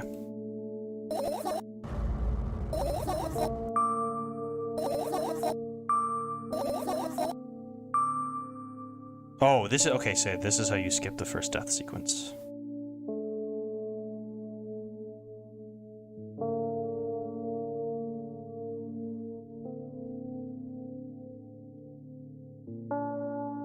Skipped.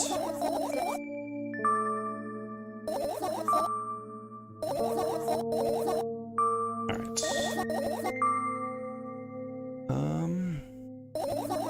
Don't and I won't. Need to find a bunch of tiny... Yeah. Okay. Same thing. Point and click adventure game character. God, it's been... You didn't even make those anymore, do you? See ya, Ebro. Thank you for stopping by. I'm glad you enjoyed your time in the stream.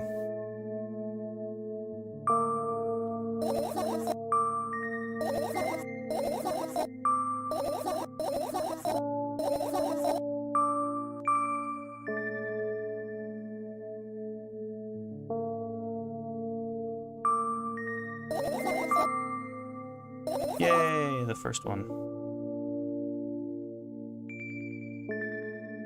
All right, made it.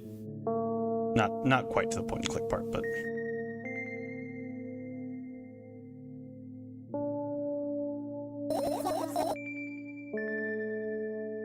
Yay. All right. This is where all the main options happen. Most of them require skipping death sequences or only activating the second one. Didn't write much, but it was a really fun time. As long as you enjoyed yourself, that's all that matters. Okay.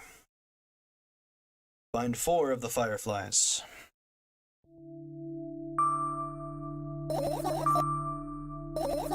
Them by heart.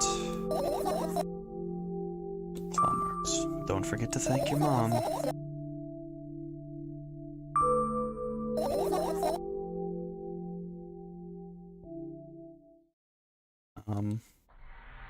Oh, we do have to hit the second death sequence, so we do have to activate this. Bizarre item. Long and boring story.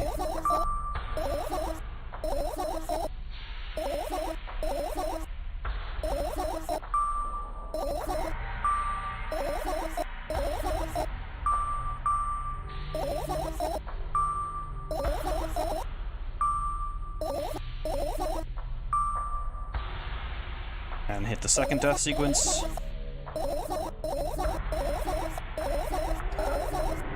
That second death, like I didn't talk about it in the moment, that second death sequence was incredible. That is really, really well done.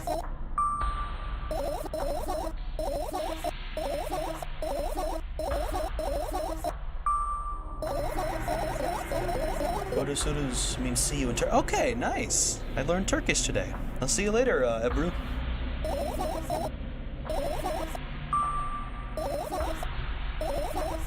All my friends are just numbers.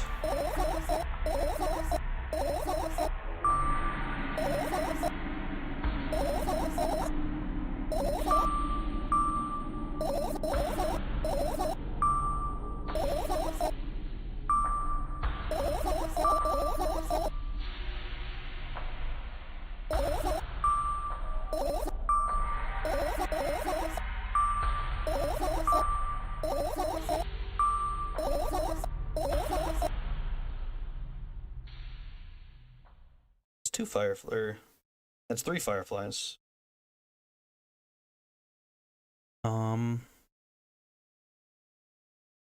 Activate the pill one.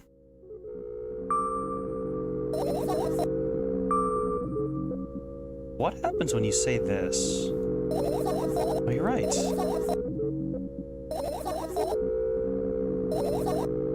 Wow. That choice did not do exactly what I thought it did. Alright. Now we finish searching. So activate the second death sequence. Managed to gather my thoughts, but something still worries me. On the other hand, I wasn't supposed to be happy anyway. Why not? If I lose something and then find it, it's just going back to the starting point. No change at all. A zero sum. And happiness is always about being positive, right? Shouldn't think so much. It hurts you. I want to sleep. Get some fresh air before sleeping. What do you mean? Well, go to the balcony. Breathe in some air. Somehow those words triggered a panic attack in me. I subconsciously step away from the balcony. I don't think it's a good idea. Why? This may sound silly, but I feel like someone is watching me. Just for a couple of minutes, okay?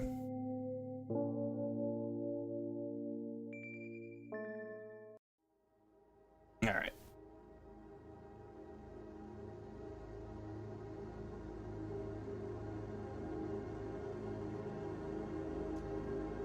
The building looks like a bottomless cooking pot. Instead of soot, it has hundreds of concrete and metal boxes on its walls. There are lights on in the windows. There are muffled voices coming from the inside. The howling wind spirals up and splits into hundreds of independent streams. It seems like it wants to be heard by every person living here. It must feel so lonely, living in endless silence. Our building is pretty weird, isn't it? I could see the horizon from my window before, and the building grew for miles in both directions. Because at some point it circled around and closed itself. I'm back with even more milk. Leo Animation Draws, welcome to the stream. Glad you could make it out. We're ending hunting now. We got the first ending. Actually, a callback to the first game. How do you feel? I definitely feel. Sometimes that's more than enough. Still, you're anxious, aren't you? Of course. However, I'm completely terrified. Was it that obvious? You're looking in every direction, but not up. This. Milk, yeah. We have gotten one milk. The milk has stayed constant between the streams. There's one bag of milk. Actually, we got two.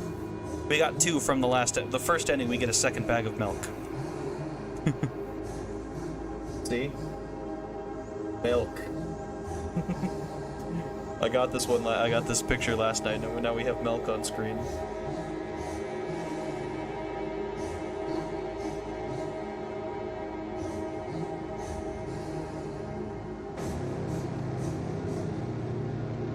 We have acquired the milk.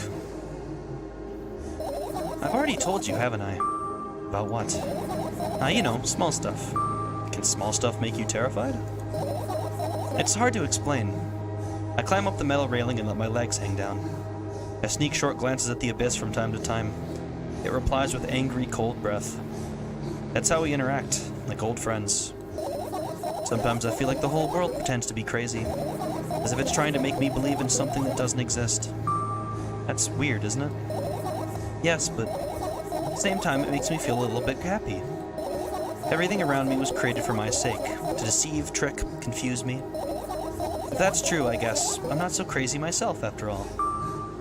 You believing in this is the definition of craziness. You're probably right.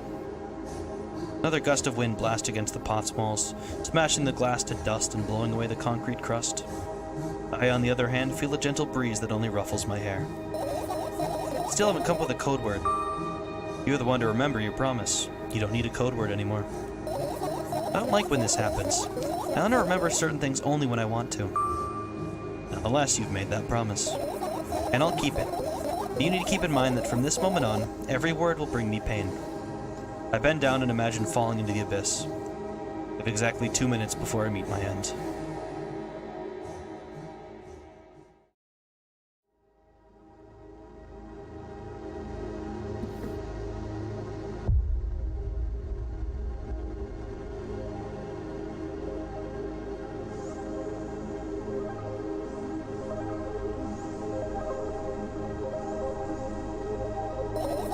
I had a friend online, my best friend.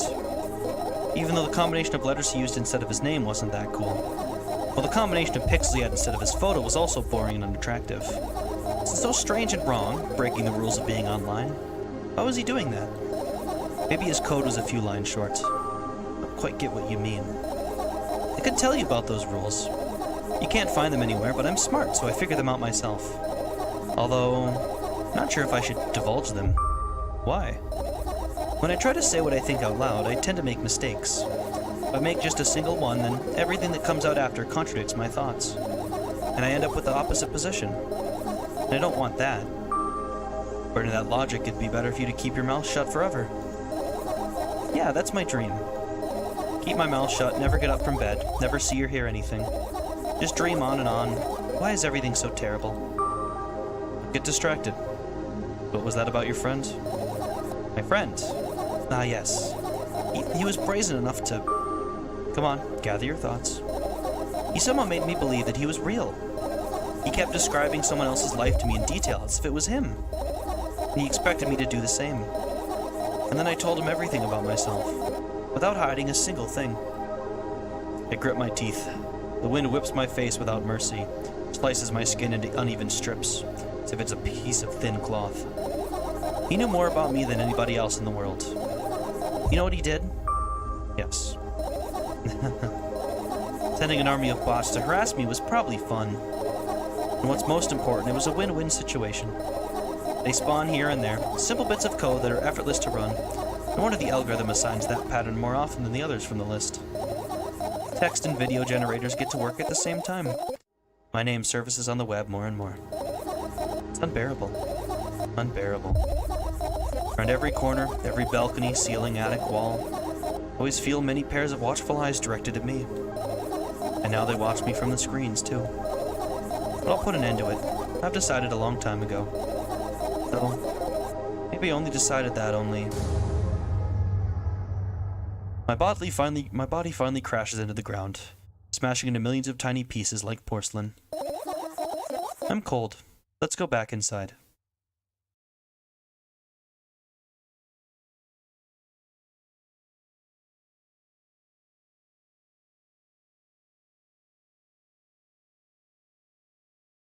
In my room, I think I changed the minutes I was outside. It's like on my laptop and yank the power cable from the office. That's it. That's it? That's it. With a silly question. Going to sleep, of course. But tomorrow will only come after a year or a decade. It's out of my mortal shell, but at the same time still being me. Ridiculous, like a milk outside a bag of milk. And yet... You don't have to talk out loud for me to understand that you're worried about me. I know that already. I also know that our time is running short. We won't take another pill. Of course not. In fact, I won't take it tomorrow either. And the day after tomorrow. And never ever. That's a goodbye then. No. I have one more small favor to ask. A really, really small one. What is it? I blurted out way too much today. A lot of stuff I've wanted to forget forever. I don't blame you, but was it really necessary? We'll see tomorrow. No, I wouldn't be able to sleep like this. Fine. What's the favor? I nervously scratch my wrist and bite on my lower lip. You're afraid to tell me? Yes. I'm also scared that something bad might happen if I tell you. Something worse will happen.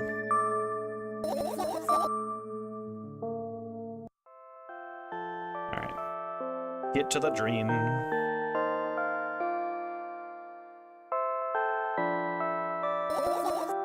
Dreams won't come anymore.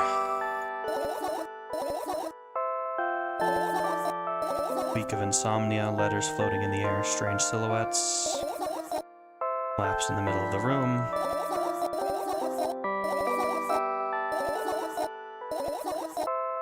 Sarah's letters and I stayed there. Stay. Still listening. Still listening. Tell her a bedtime story.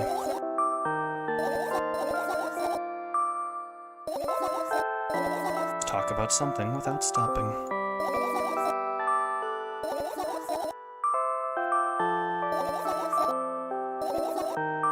Close your eyes.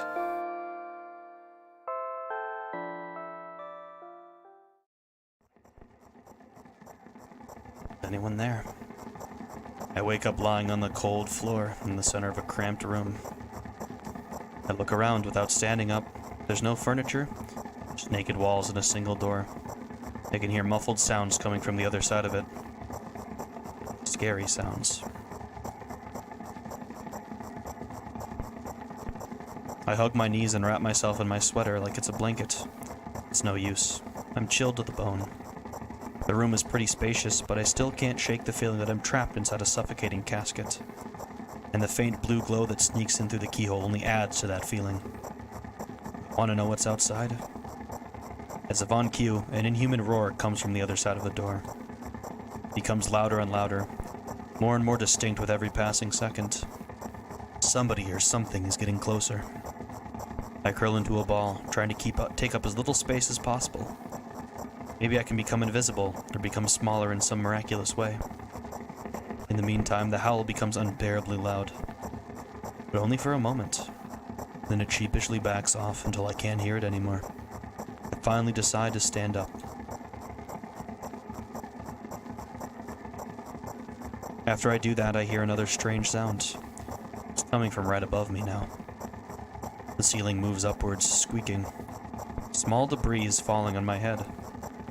I squint a little, then raise my hand, trying to touch the ceiling. But it suddenly starts to rise quicker, and instantly disappears into the darkness. I'm not in a casket anymore. It wasn't exactly a casket now.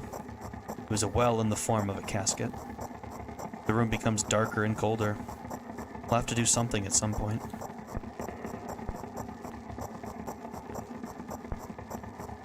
Hours pass. I frantically run from one wall to another, delirious.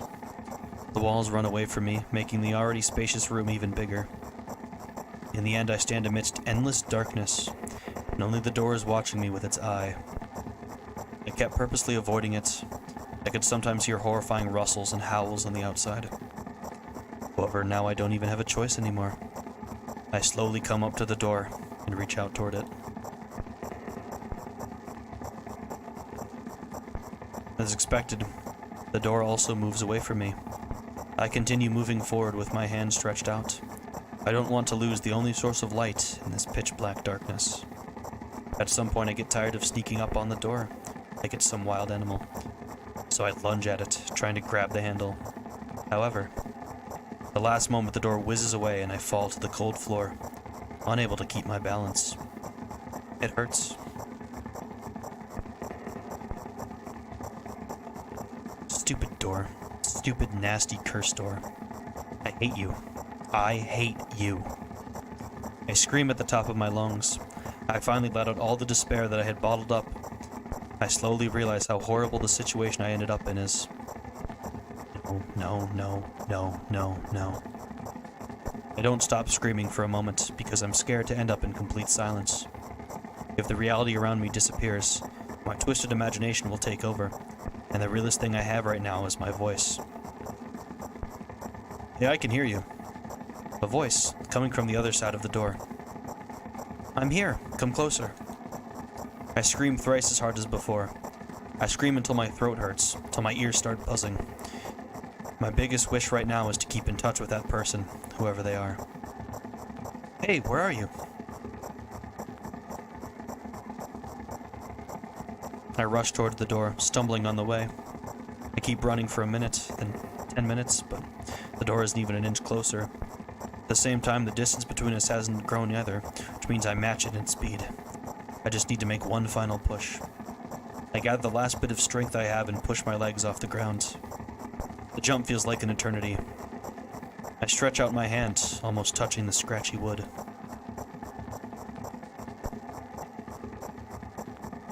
I dive face first onto the ground with ridiculous speed. I slide at least 30 more feet like that thanks to inertia, leaving behind a bloody trail. My hand is still outstretched, trying to grab empty space. Is that herb? Okay.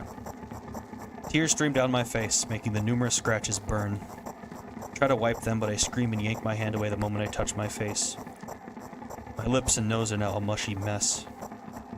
Somebody help. The other side of the door is completely silent. The silence reigns for an excruciatingly long time. However, at some point, that silent torture ends. Hey, I can see you! I try to reply, but stifled whimpers come out of my throat instead of words. Are you hurt? Yes. I stand up from my knees despite continuing to cry. I take a couple of deep breaths and start running again. I keep running for hours. I feel like the door is closer to me by an inch or two now. I almost let myself stop for rest at that thought. I can't rest. I'll catch up to it sooner or later. The voice from the other side of the door keeps asking me how I feel. I let out heavy, ragged breaths in reply. I'll fall from exhaustion if I utter even a single word. Still, I'm thankful to them and don't want them to become silent. After another hour passes, I barely scratch the handle with my nails. I'm almost there. I'm so scared. Why aren't you doing anything? Why are they doing this to me? Don't they understand how painful this is for me? Almost there. You're scaring me. Go away.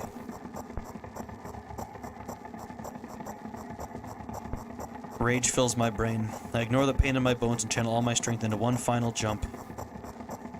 No! Go away. I firmly grasp the handle and open the door. Blinding light hits my eyes. I lose the ground beneath my feet and start falling.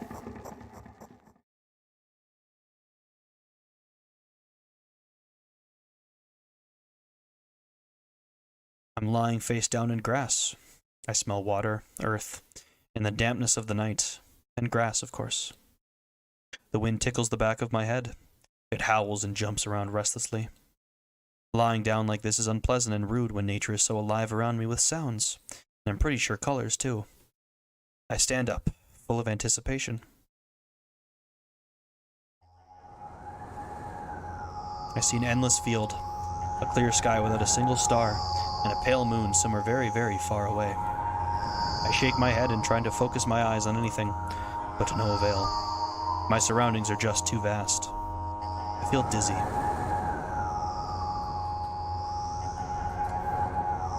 Bam! I'm lying in the thick, wet grass again.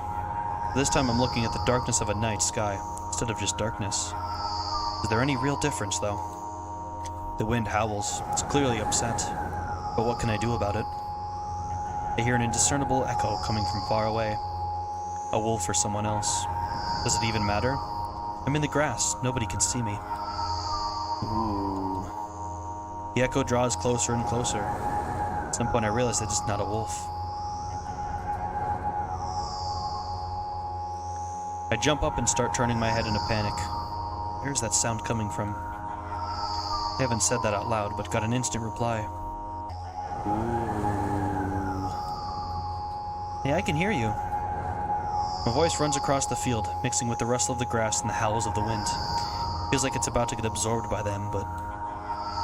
Ooh. Hey, where are you? Ooh. Can't understand where I should run to, and if I should run at all. Somebody clearly wants me to find and help them. Maybe they're hurt? The grass tickles my heels while I drag my feet in the direction where I think the sound is coming from. There's not a single tree or stone around, only an endlessly wide field. I hear a resounding, painful scream. I shut my eyes and cover my ears. I suddenly feel scared. The screams turn into a cry. I carefully raise my head, still scared to death. Somewhere very far away, among the thick grass, I spot a silhouette. Just a small black spot, but... Hey, I can see you. The silhouette doesn't move, but the sound is definitely coming from its direction. No, it's not a scream. More like a whisper or a wheeze. Wind sounds. Are you hurt? No reaction again. Just muffled sounds. Maybe it's the wind going mad and the black spot is just a stone or a tree. I walk away, disappointed. 100 steps, 200 steps. Then I turn around. Surprisingly, the spot hasn't become smaller. I start jogging. The grass is no longer tickling me. It's whipping my ankles, leaving cuts.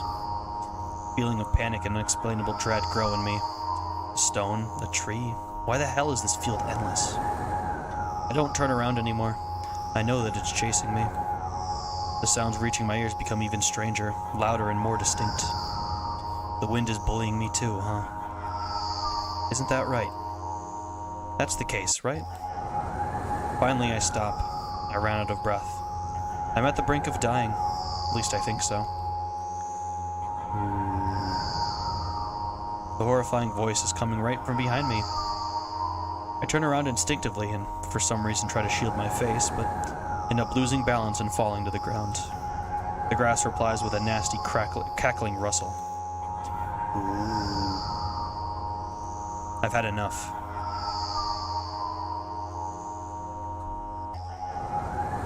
I spring up. The silhouette is still there, at the same distance as before. It's standing there, without moving an inch. I'm scared here, you know. Why won't you do anything?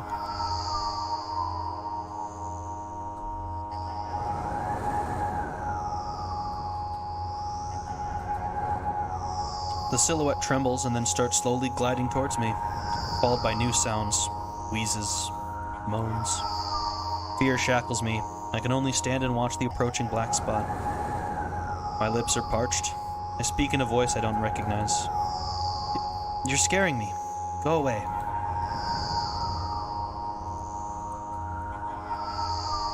After that, the spot expands rapidly, and in the blink of an eye, most of the sky in the field is consumed by the sticky, cold darkness. Paralysis finally lets my body go, and I immediately sprint away. I run so fast that the grass turns into a dark green mush under my feet. I slip up, fall, run again.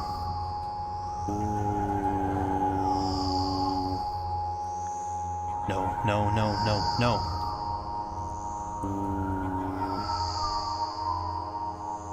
No, go away. An unknown force turns my head with a crunching sound, and the darkness consumes everything.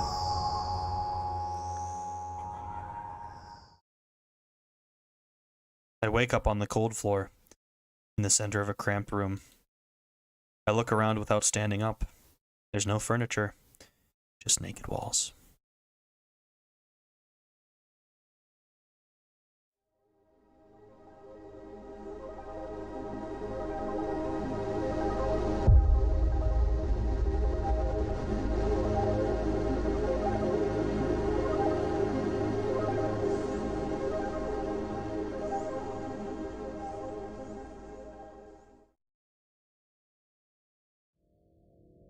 What an ending. That is a... So, I don't know, if you didn't get it,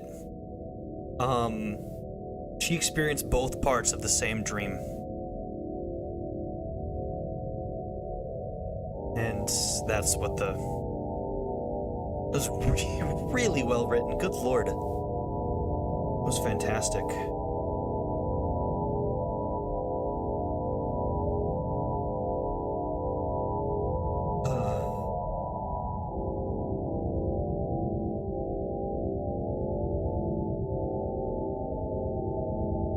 Was ending too.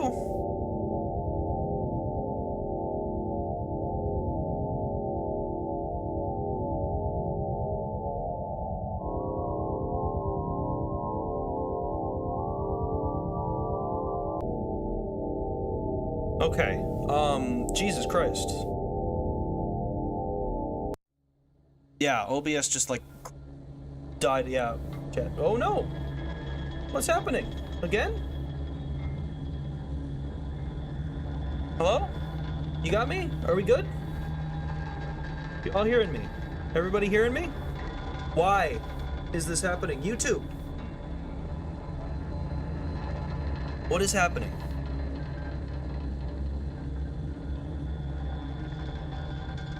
What the hell?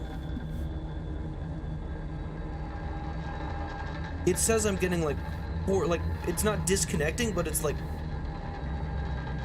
really stuttering. What's happening with YouTube? Hello?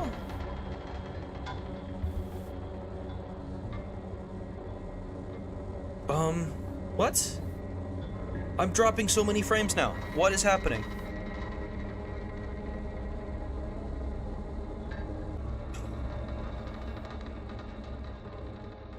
Please stabilize. I'm watching you.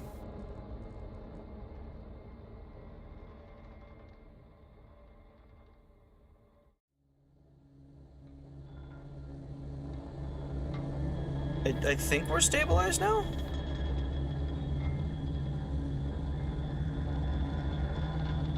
Are we good? Is anybody, like...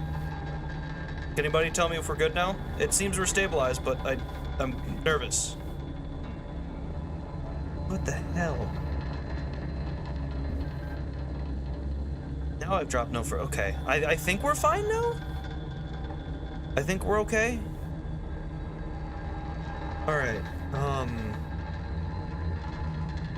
Okay, that was the, is anyone there ending? Let's go for, I look down. So this one, skip both death sequences. Find 3 or 4 of the fireflies. So...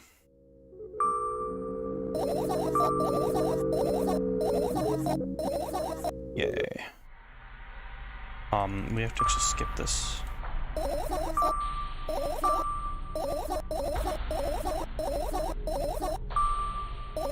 Yeah.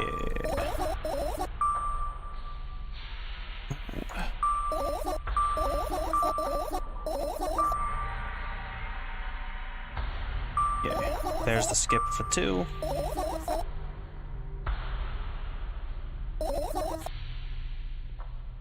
Let's grab one more. And then we help her go to sleep, and...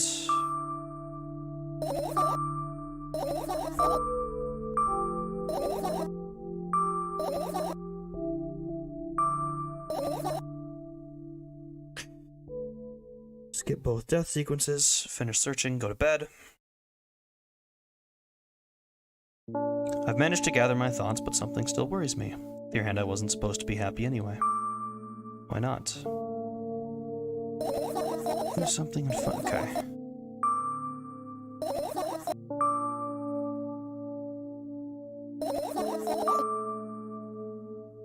I think this should...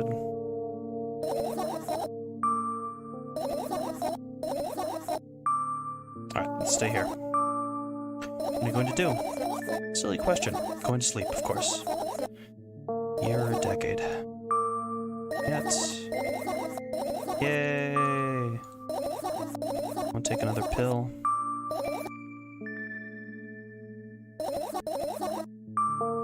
Small favor again.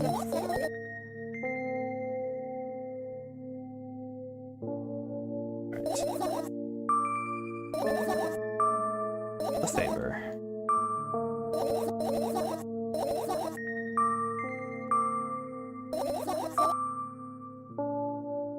Yay.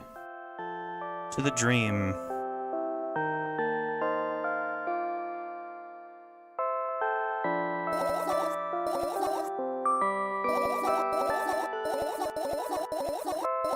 The letters and the numbers. I feel more confident in the analysis I made last night.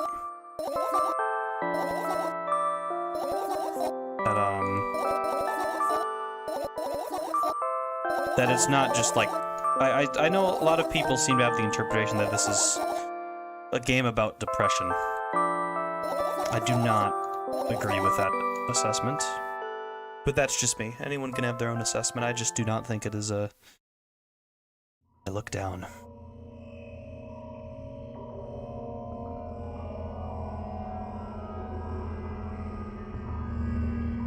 I wake up and immediately almost lose consciousness from horror. A thin metal stairway snakes around a giant column, disappearing into the darkness. I press myself into the cold wall and pray that I freeze into it. This feeling... I know I've spent a couple of hours or days here, but I don't know how high the column is. I don't know whether I'm going up or down.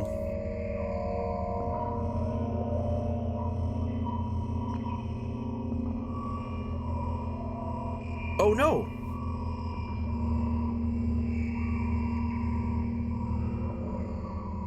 Hold on, am I live? Okay, no, I am live. Okay. Scared the hell out of me. YouTube is being fucking weird today. 1 billion pounds of concrete and 1 million miles of emptiness. It's possible to stay sane when you're near cosmic numbers like that. Looking at them, touching them, even thinking of them makes me feel unimaginable horror. It was just a matter of time before my short term here will end. My mind will melt and my body will turn to dust.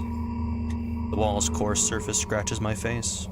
The steps under my feet hum from the wind, eager to escape the concrete's clutches and dive into the abyss along with me. But I'll stay here. I'll stay here without going anywhere. I won't even open my mouth. My every word will be swallowed up by the abyss. I won't take a single step. Why would I? To find out where the stairway abruptly ends? It's all meaningless. Oh, that's a nice dissolve effect for this. Very, very cool. I should probably say that we're back online.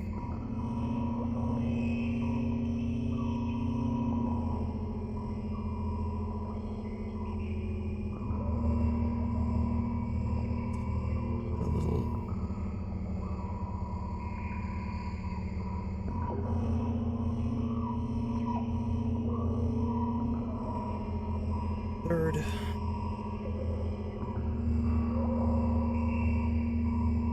Alright. Make sure people know. Many units of time pass, but I'm still unmoving.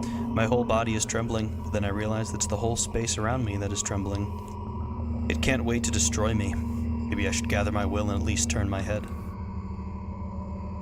That thought doesn't stay in my head for long. It's torn out with inhuman force. Unaware of what's about to happen, I slowly turn my whole body with a squeak. No, this is not what I wanted. Don't.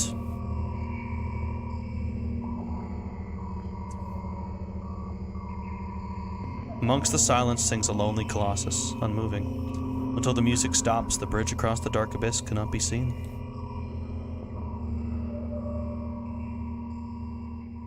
I'm glad that faded quickly. That was hurting my eyes. Oh. Oppressive, thick, sticky air drives itself into my ears, silencing my thoughts with a haphazard string of words while I watch the scene before me unfold. Hundreds of giant concrete structures, just like mine, spread in tidy rows endlessly in all directions. Stairways wrap around them like vines. There, at the end of this world, there's a person smiling. This world still exists, but all that makes it both exists and not. I try to erect a mind block, but to no avail. My brain is already at the mercy of the super creature. A moment passes, and I realize that my body doesn't belong to me either anymore. My legs start moving on their own. The only thing I can choose is direction. Up, down, or...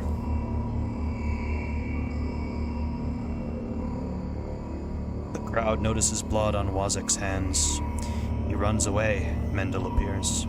He has nothing human about him apart from his excessive grace and hidden elegance. He walks out to the center of the stage. First act begins.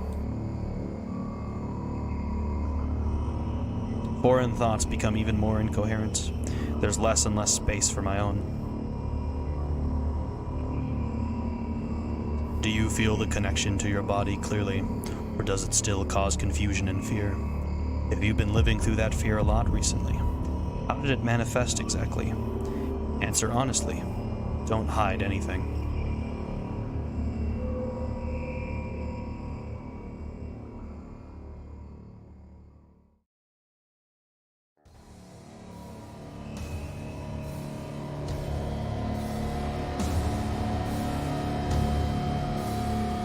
I decided to descend. Descend. You can have a sneaking suspicion that something is wrong because your path has changed. Maybe you started talking in a wrong way, or made some sort of mistake. If so, start getting used to your new life.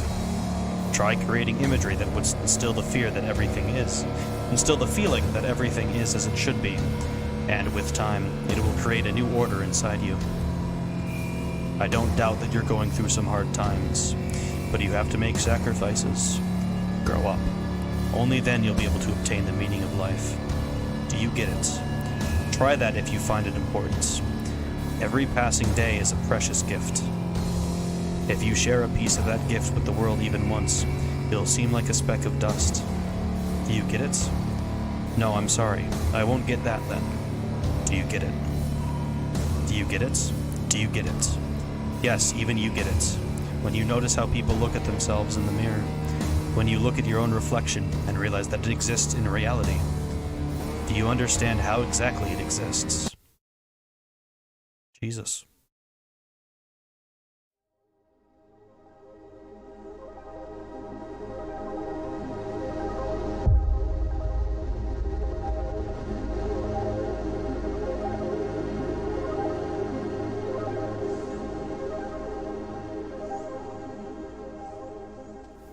That is the ending. I look down.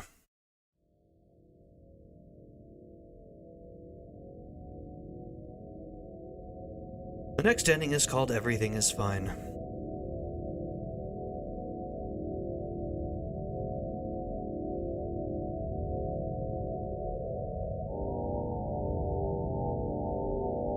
Fourth of 5 endings. The last ending is a technical secret ending.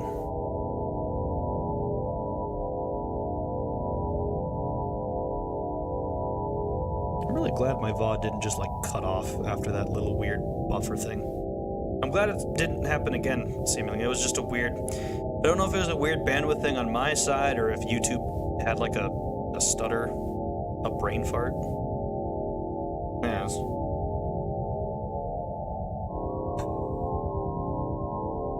I have had to do in the past, so this is way long in the past. I think I talked about it in Kato with Shoujo. I was getting Lily's good ending. Like, I was in, like, the final part of it. And then my internet completely dies. So then I have to record an actual ending and then slap it on the end of the VOD. Can't. I don't even have editing software on my computer anymore. I have to be honest with you. I couldn't do that if that happened. That would suck. It's really annoying.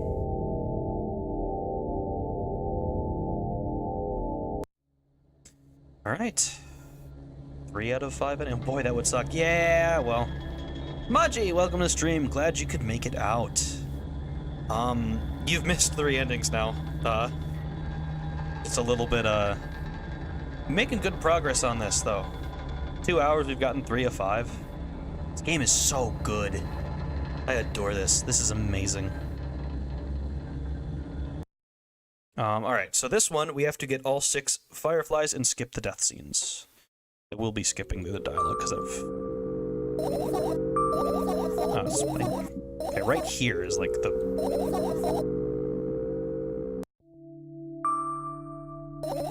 Right here is the good place to click.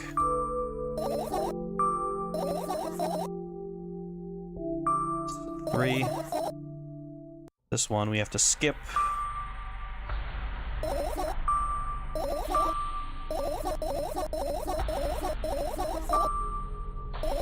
All their stuff about using the internet.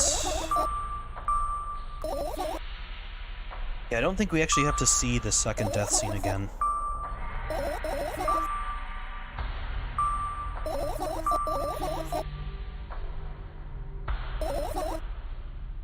Alright. 1, 2, 3, 4. Actually, I wonder, can I just make a save after?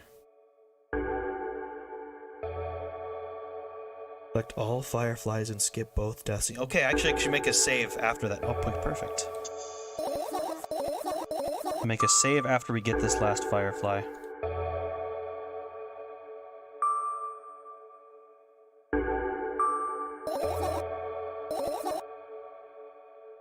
Closing our eyes from the drawings.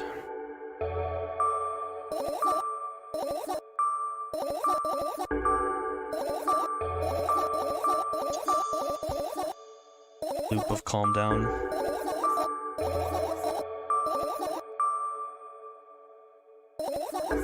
Everything that's in the past should stay in the past, she says.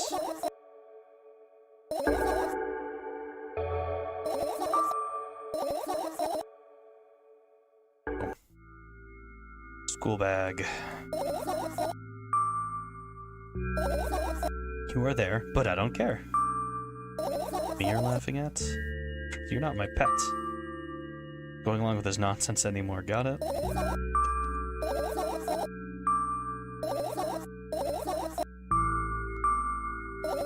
to go to school. It was very bright.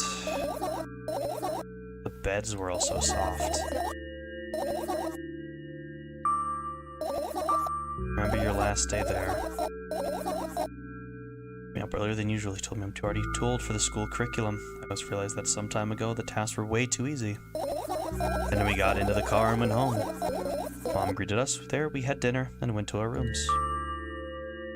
It has absolutely no special meaning for you. It's just a normal day. Okay. The part where I already did look at that whole picture will collapse and I'll go blind. Everything so clearly and vividly.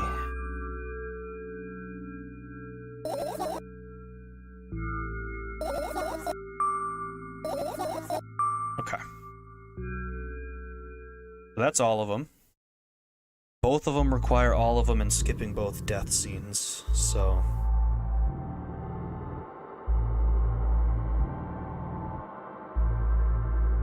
Everything is fine.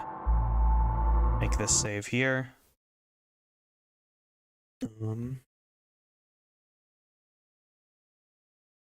Scrap paper.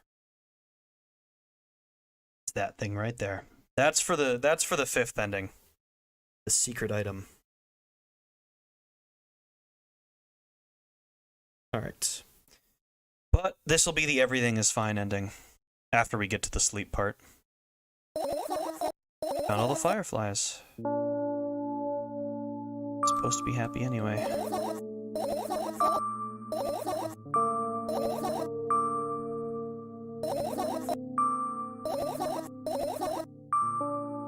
Stay here.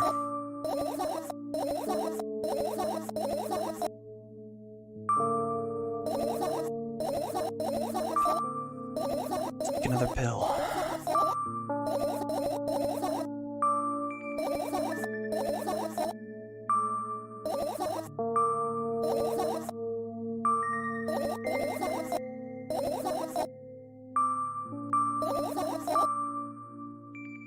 And now she lies down.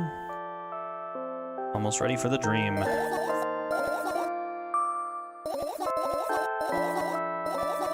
Week of insomnia, letters floating in the air, strange silhouettes.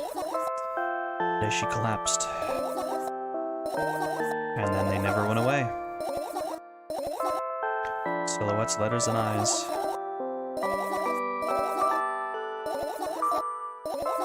Still listening. Nobody can hear you.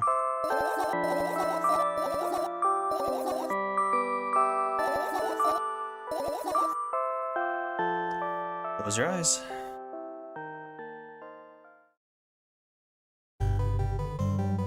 Everything is fine. Another terrible morning. Why is my face always so stupid? I wonder what the others at school will think. Well, it's not that I care too much. I just don't want to be branded a loser on my first day. Cheer up. There's nothing wrong with looking different. It's not what defines you, after all. Hey, hurry up. Yes, Mom.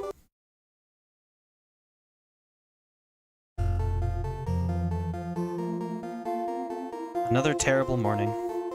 Why is my face always so stupid? I wonder what the others at school will think. It's not that I care too much. I just don't want to be branded a loser on my first day. Cheer up. There's nothing wrong with looking different. It's not what defines you, after all. Hey, hurry up. Yes, Mom.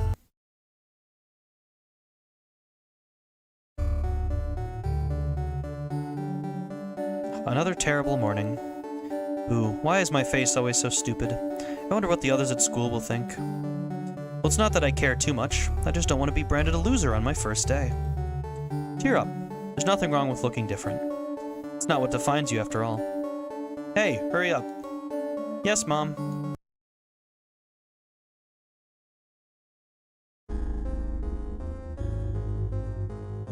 Ugh, another terrible morning. Ooh, why is my face always so stupid? I wonder what the others at school will think. Well, it's not that I care too much. I just don't want to be branded a loser on my first day. Cheer up. There's nothing wrong with looking different. It's not what defines you, after all. Hey, hurry up. Yes, Mom.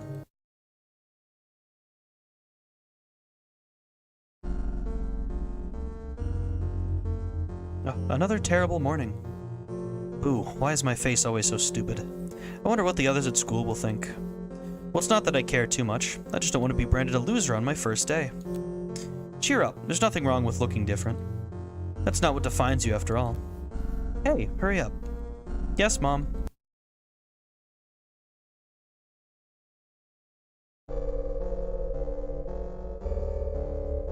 Another terrible morning. Ooh, why is my face always so stupid? I wonder what the others at school will think. Well, it's not that I care too much. I just don't want to be branded a loser on my first day. Cheer up. There's nothing wrong with looking different. That's not what defines you after all. Hey, hurry up. Yes, Mom.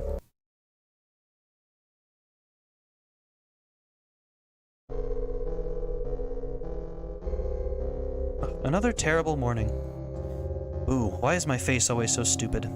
I wonder what the others at school will think. Well, it's not that I care too much. I just don't want to be branded a loser on my first day. Cheer up. There's nothing wrong with looking different. That's not what defines you after all. Hey, hurry up. Yes, Mom.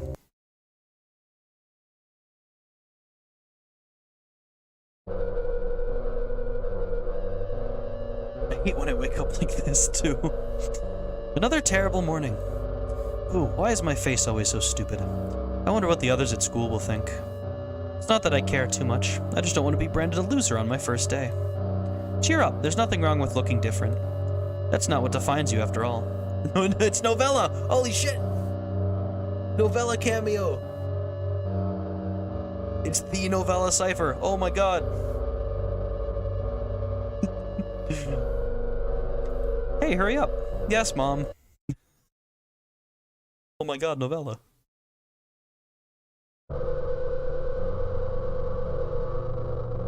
Another terrible morning. Ooh, why is my face always so stupid? I wonder what the others at school will think. Well, it's not that I care too much. I just don't want to be branded a loser on my first day. Cheer up. There's nothing wrong with looking different. It's not what defines you after all. Hey, hurry up. Yes, Mom.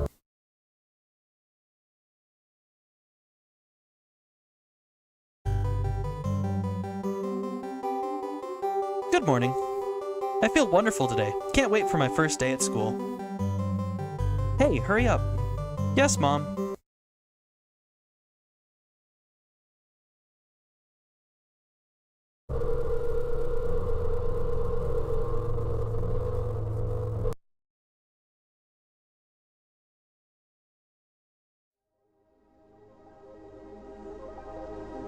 I feel bad when she cries. I really care about this protagonist. He's great.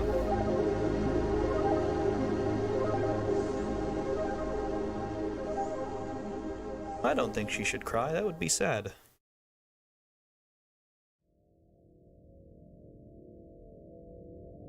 These endings are getting a lot harder to analyze. So the first one, I get it. It's like she was trapped on two different sides of the same dream, both reflective of loneliness, and fear of the unknown. The third one, the stairway. I don't know how to analyze that one. I don't know. A cosmic stairway. Stuck in in some cosmic entity imparting cryptic things. I don't know what that could represent. And then this one, just it's called Everything is Fine. The repeated effects, the changing of the faces.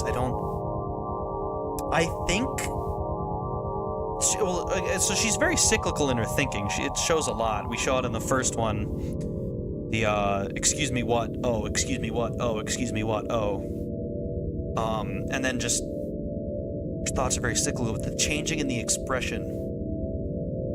I think that would and I still have my theory that this protagonist, this main character, suffers tremendously from schizophrenia. and some sort of trauma disorder. I'll talk more after we see the Are We Friends ending. Last little bit. What's this? Then we finish, and that doesn't take effect until Tunnel of Fireflies.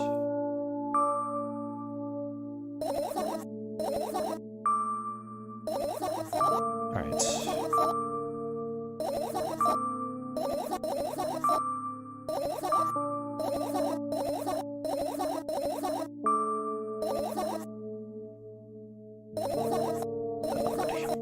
Time is running short.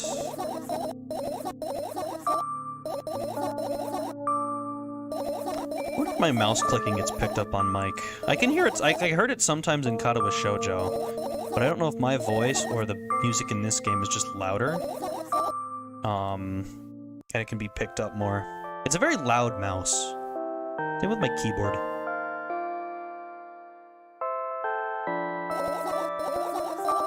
Dreams.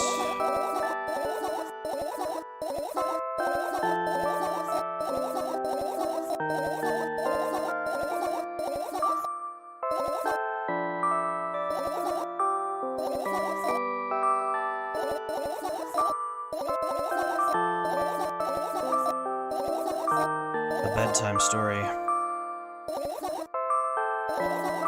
Close your eyes.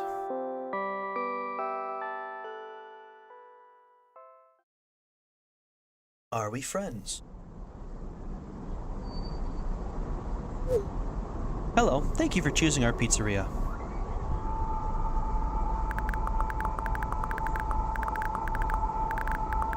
You know, this place is so empty. I don't feel particularly good or bad because of it. I'm all alone, but at the same time, it feels like I'm not. There's a lot of thoughts in my head. They always keep me entertained. I can create a whole world with them. I'm sure it'll be able to fill the void around me if I try hard enough. Although, no matter how much I think, my surroundings don't change. Yes, things happen in my head, but they never left its premises. And it's not like I tried to suppress them. Maybe they were afraid to come out.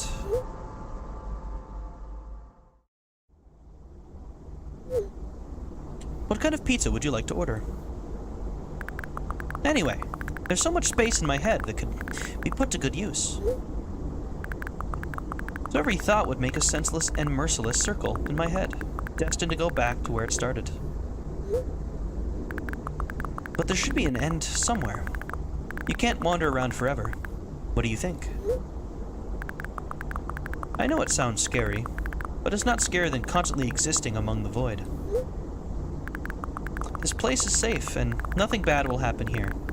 Nothing good will happen either, though.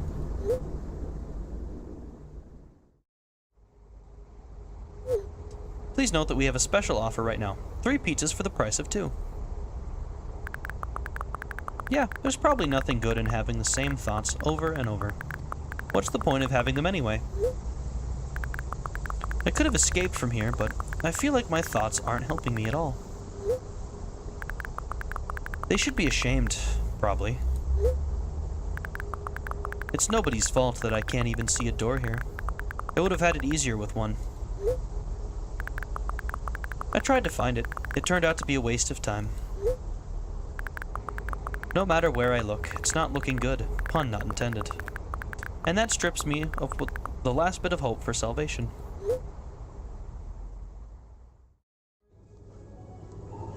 We also have a discount program for new customers. You can learn more about it on your account page. Don't you think that me being here is also a waste of time? What's the point in that? I can just keep on thinking, and even then my thoughts are as meaningless and empty as everything else. Doesn't mean that I'm not filling the void, but I'm a part of it. Then why should I feel anything? Why should I know that I exist? Although, I'm not even sure about that. This place is always neither warm nor cold. It's neutral. But at the same time, if I think about warmth, I feel warm. Maybe this world corresponds to my thoughts. I wouldn't want to admit that I'm completely empty.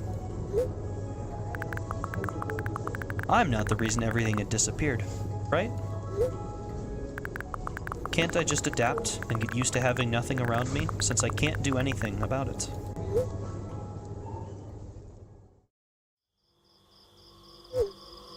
Are you ready to make your order? Yes, that's right. I shouldn't care. It's empty here, and it makes me feel neither good nor bad. I'm all alone, but at the same time, feels like I'm not. There are a lot of thoughts in my head. They always keep me entertained. I can create a whole world with them. This place is safe, and nothing bad will happen here. Nothing good will happen either, though. Me being here is a waste of time. I don't fill the void, I'm a part of it. This strips me of the last bit of hope for salvation. I shouldn't care. It's empty here, and it makes me feel neither good nor bad. It's nobody's fault that I can't even see a door here. What's the point in having one? I feel like nobody is helping me. They should feel ashamed. I wouldn't want to admit it, but I'm all alone here. I can't do anything about it.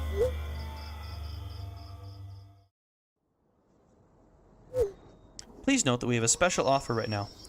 4 pizzas for the price of 2. I don't care that this place is empty, you hear? I feel neither good nor bad. I'm all alone. My head is full of thoughts. They eclipse the world around me. This space is pretty cramped, but at least it's safe. Even though I'll never feel good here. Does that mean existing is a waste of time? I need to decide, and my thoughts will help me. They'll lead me to the exit, and I'll be able to feel proud of myself. I'll be able to save myself. At the same time, I don't really care anymore.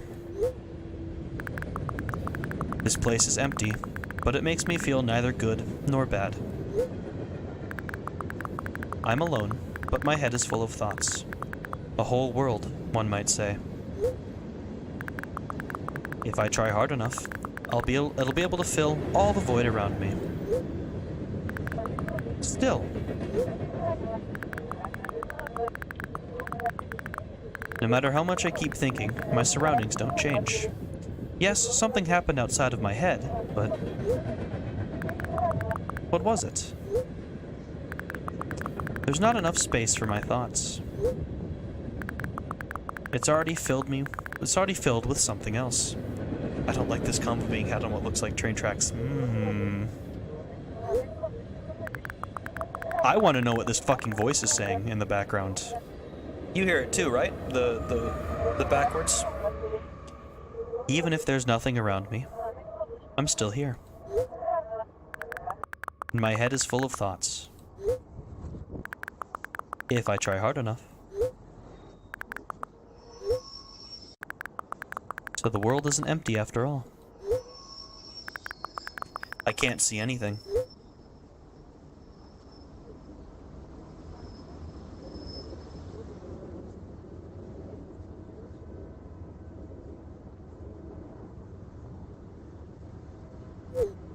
Session timeout. Please reload the page.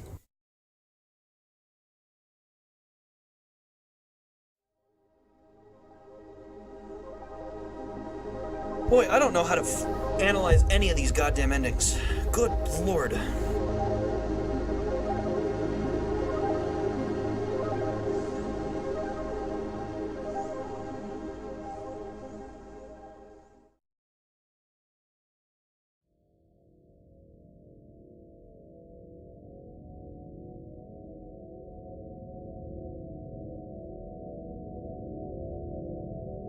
I guess I can look up an explained.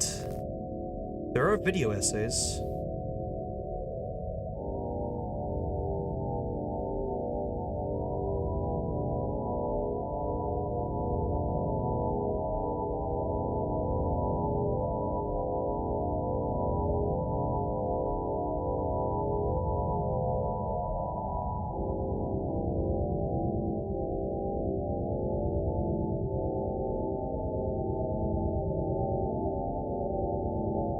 Relationships.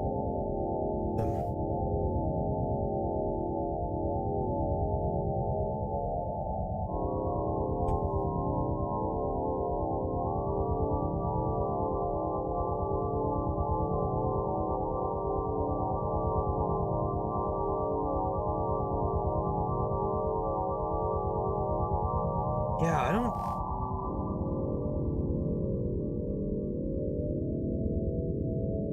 Oh, how do I even think about this game? How do I even think about this game? I guess I can go, like, okay. First ending. The main ending. The kind of canon one.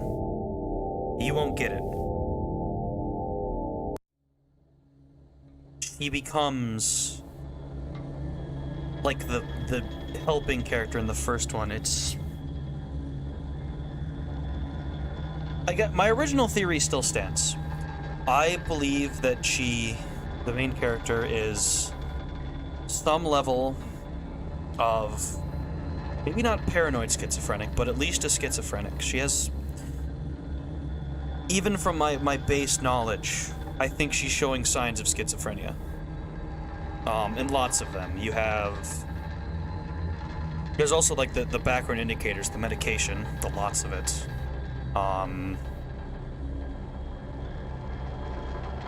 There's just the fact that she conjures up voices in her head. Her dialogue when she's at the computer talking about there's nobody outside the computer, it's all programming.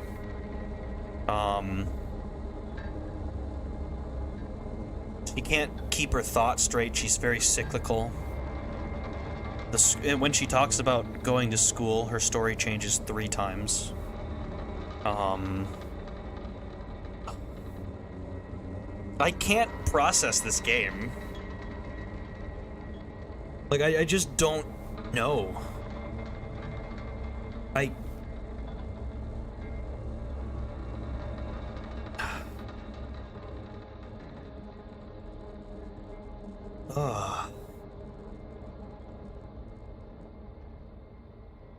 do I... Like, the death scenes are... A lot of hers seem like... A lot of her dreams, even the sequences, would revolve around death.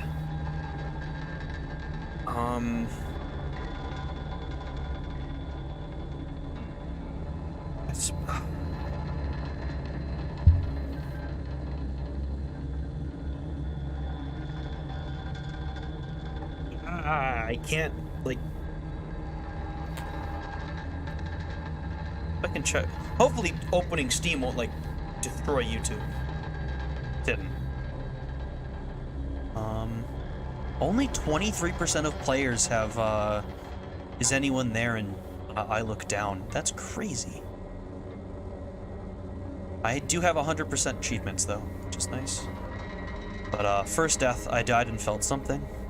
Second death, I died and felt nothing. You're annoying. Please forget it, because I won't. Is anyone there? I look down. You won't get it. Are we friends? Everything is fine, and then good night.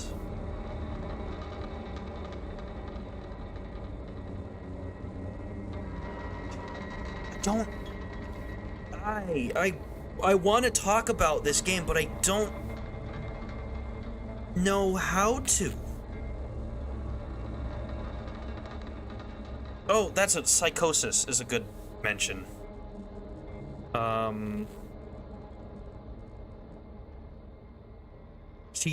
Okay.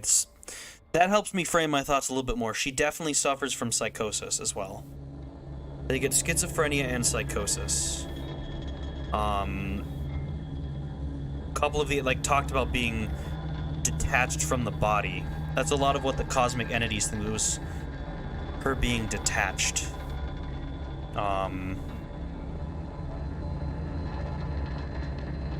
And yeah, like it couples in with the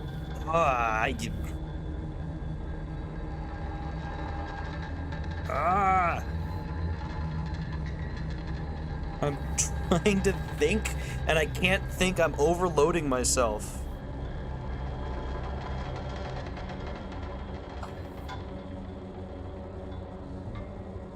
God damn it. Where's Sorty? Sorty knows about these games. I want to hear Sorty's opinion.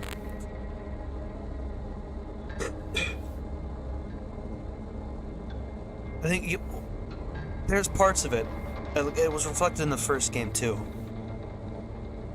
I think a main really big message of it is the fact that even though, I shouldn't say even though, but so she suffers from schizophrenia and psychosis. And that's apparent. Like, people, she talks about people being scared of her in the first game. And she talks more about being scared of being alone, but also being afraid of other people. Feels that she's being watched. I think one of the big main messages it's trying to, like, tell, it's a kind of a simple one, but it's worth saying. Like, just because these like, it's not, they're not lesser. People who suffer from these disorders are not lesser. They still have the same kind of like, they don't, like, she doesn't want to be alone. She just wants to exist. And it's tough, and, like, I'm gonna have to watch a video essay on this shit, because I can't, like, there was so much that it just, like, gave to me that I just can't piece together. It's incredible. The writing is incredible. The way it tells its story is incredible. The creeping horror element of it is incredible. This is honestly amazing. I highly recommend playing it for yourself. I need more time to fucking process this, because it's breaking my brain right now. Trying to think more.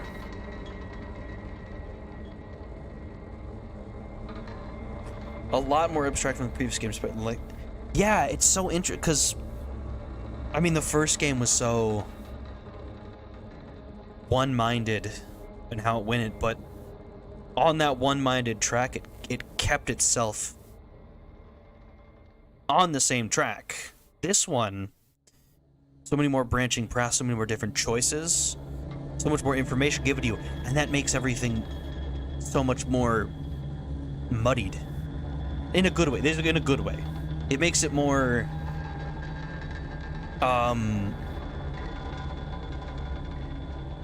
tough to grasp.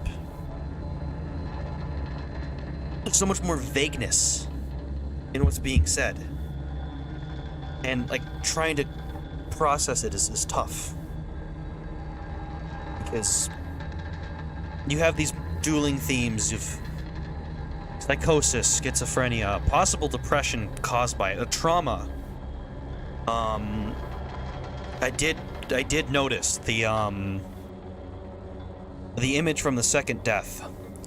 Very much, the final image of it very much reflects the photo she says was her dad in the first game. And that's really good. The way it does that is really good.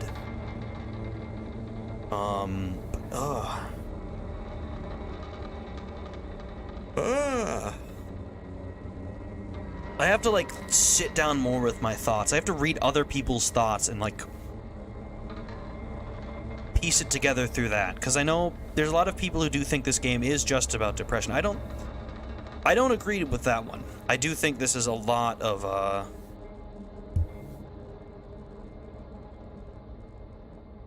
There's a lot more mental health in it.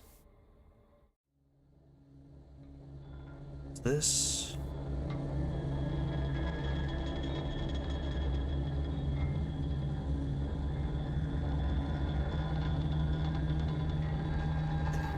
There's other things in the background too, like the moving background in the scene where you're selecting things. The music, super haunting. We know that the music was part of it.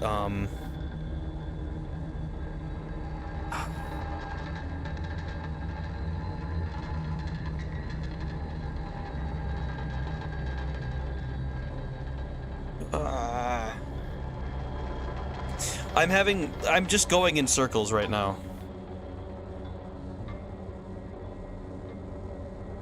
I wish I just could understand more. What is the milk metaphor? That's a big thing. What is the milk metaphor?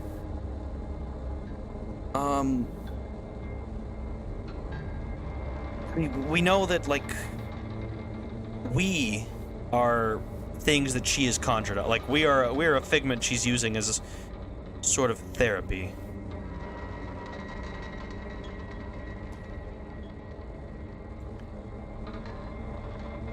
And then there's the fact that we could be, like, influence of the medicine. She talks about pills and the fact that if she doesn't take them, will go away. We could be an effect of the medicine that she's conjuring up.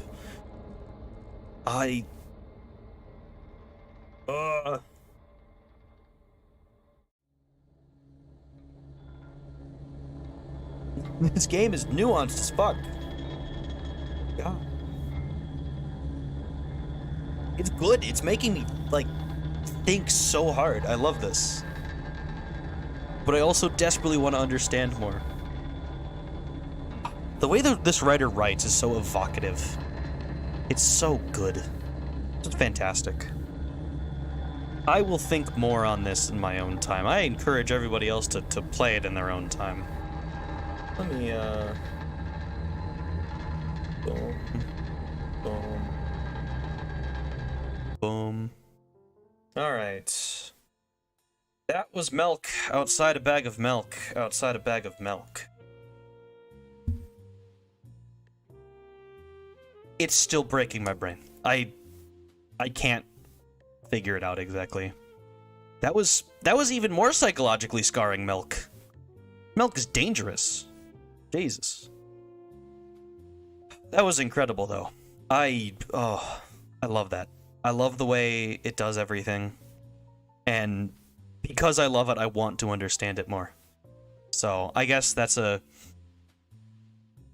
real credit to the game. It just made me want more and more and more. And to know more and to see more and know more about her. I got super invested in this main character. I really like her. She's great. I want to know more about her. And I did truly want her to be happy. I want her to be happy and have, like, God, this is so good. Glad I finally got around to playing him. I've owned him for a little while. I think it's been like 8 months since I first heard about him. That is it for today. No stream for the next 3 days. Thursday, Friday, Saturday. I do not have anything scheduled. I might, depending on how busy I am on Friday or Saturday, I may gorilla. More likely maybe on Friday. I'd like to maybe get some more sleep on Saturday, but who knows. The next stream will be on Sunday. We continue our horror theme, and we start Corpse Party. Classic Corpse Party. This is a 2008 version, not the remastered version from last year. This is the original 2008 Corpse Party. The one that I am used to, the one that I experienced first as a lad. And the one I really did fall in love with, the way it did everything. Yes, the original Corpse Party. Super excited for it. I love Corpse Party. Might try and do 100%. I think you can. There's a lot of like hidden stuff. I'm not sure though. We'll find it as we play. I've only ever seen it. I've never actually played it, so I would very much like to play it. I'm super excited for Sunday. That'll be at 2 p.m. CST. But until then, there will be nothing else on the channel. If Twitch streams happen, or Gorilla streams happen, they'll be over on my Twitch. Link is down in the description. You can follow that. You can follow me on Twitter. Link is also down in the description. I keep updates on things. I'll be there over my 3-day little break in the week. If you enjoyed the stream, subscribe, hit the bell, know about the next stream. Support really do appreciate it. We're 110 subs. That's super exciting. I'm so happy that we've been able to even make it that far. Every new subscriber is a goal, a plateau I never thought, not a plateau, a peak I never thought I'd get to. So makes me very happy that people enjoy watching what I put out, and even if my streams are kind of self-serving in just the games I play, the games I want to play, but I'm glad people want to be there as I play them. So that is all I have for you. I hope you enjoyed your time in the stream. I hope you have a great rest of your morning, afternoon, evening, or night, whatever time of day it is for you. I hope you are safe, and I hope you are well, and I hope to see you in the next stream, 2 p.m. CST on Sunday. Hoshiuta, everyone. See you in the next one. Bye-bye.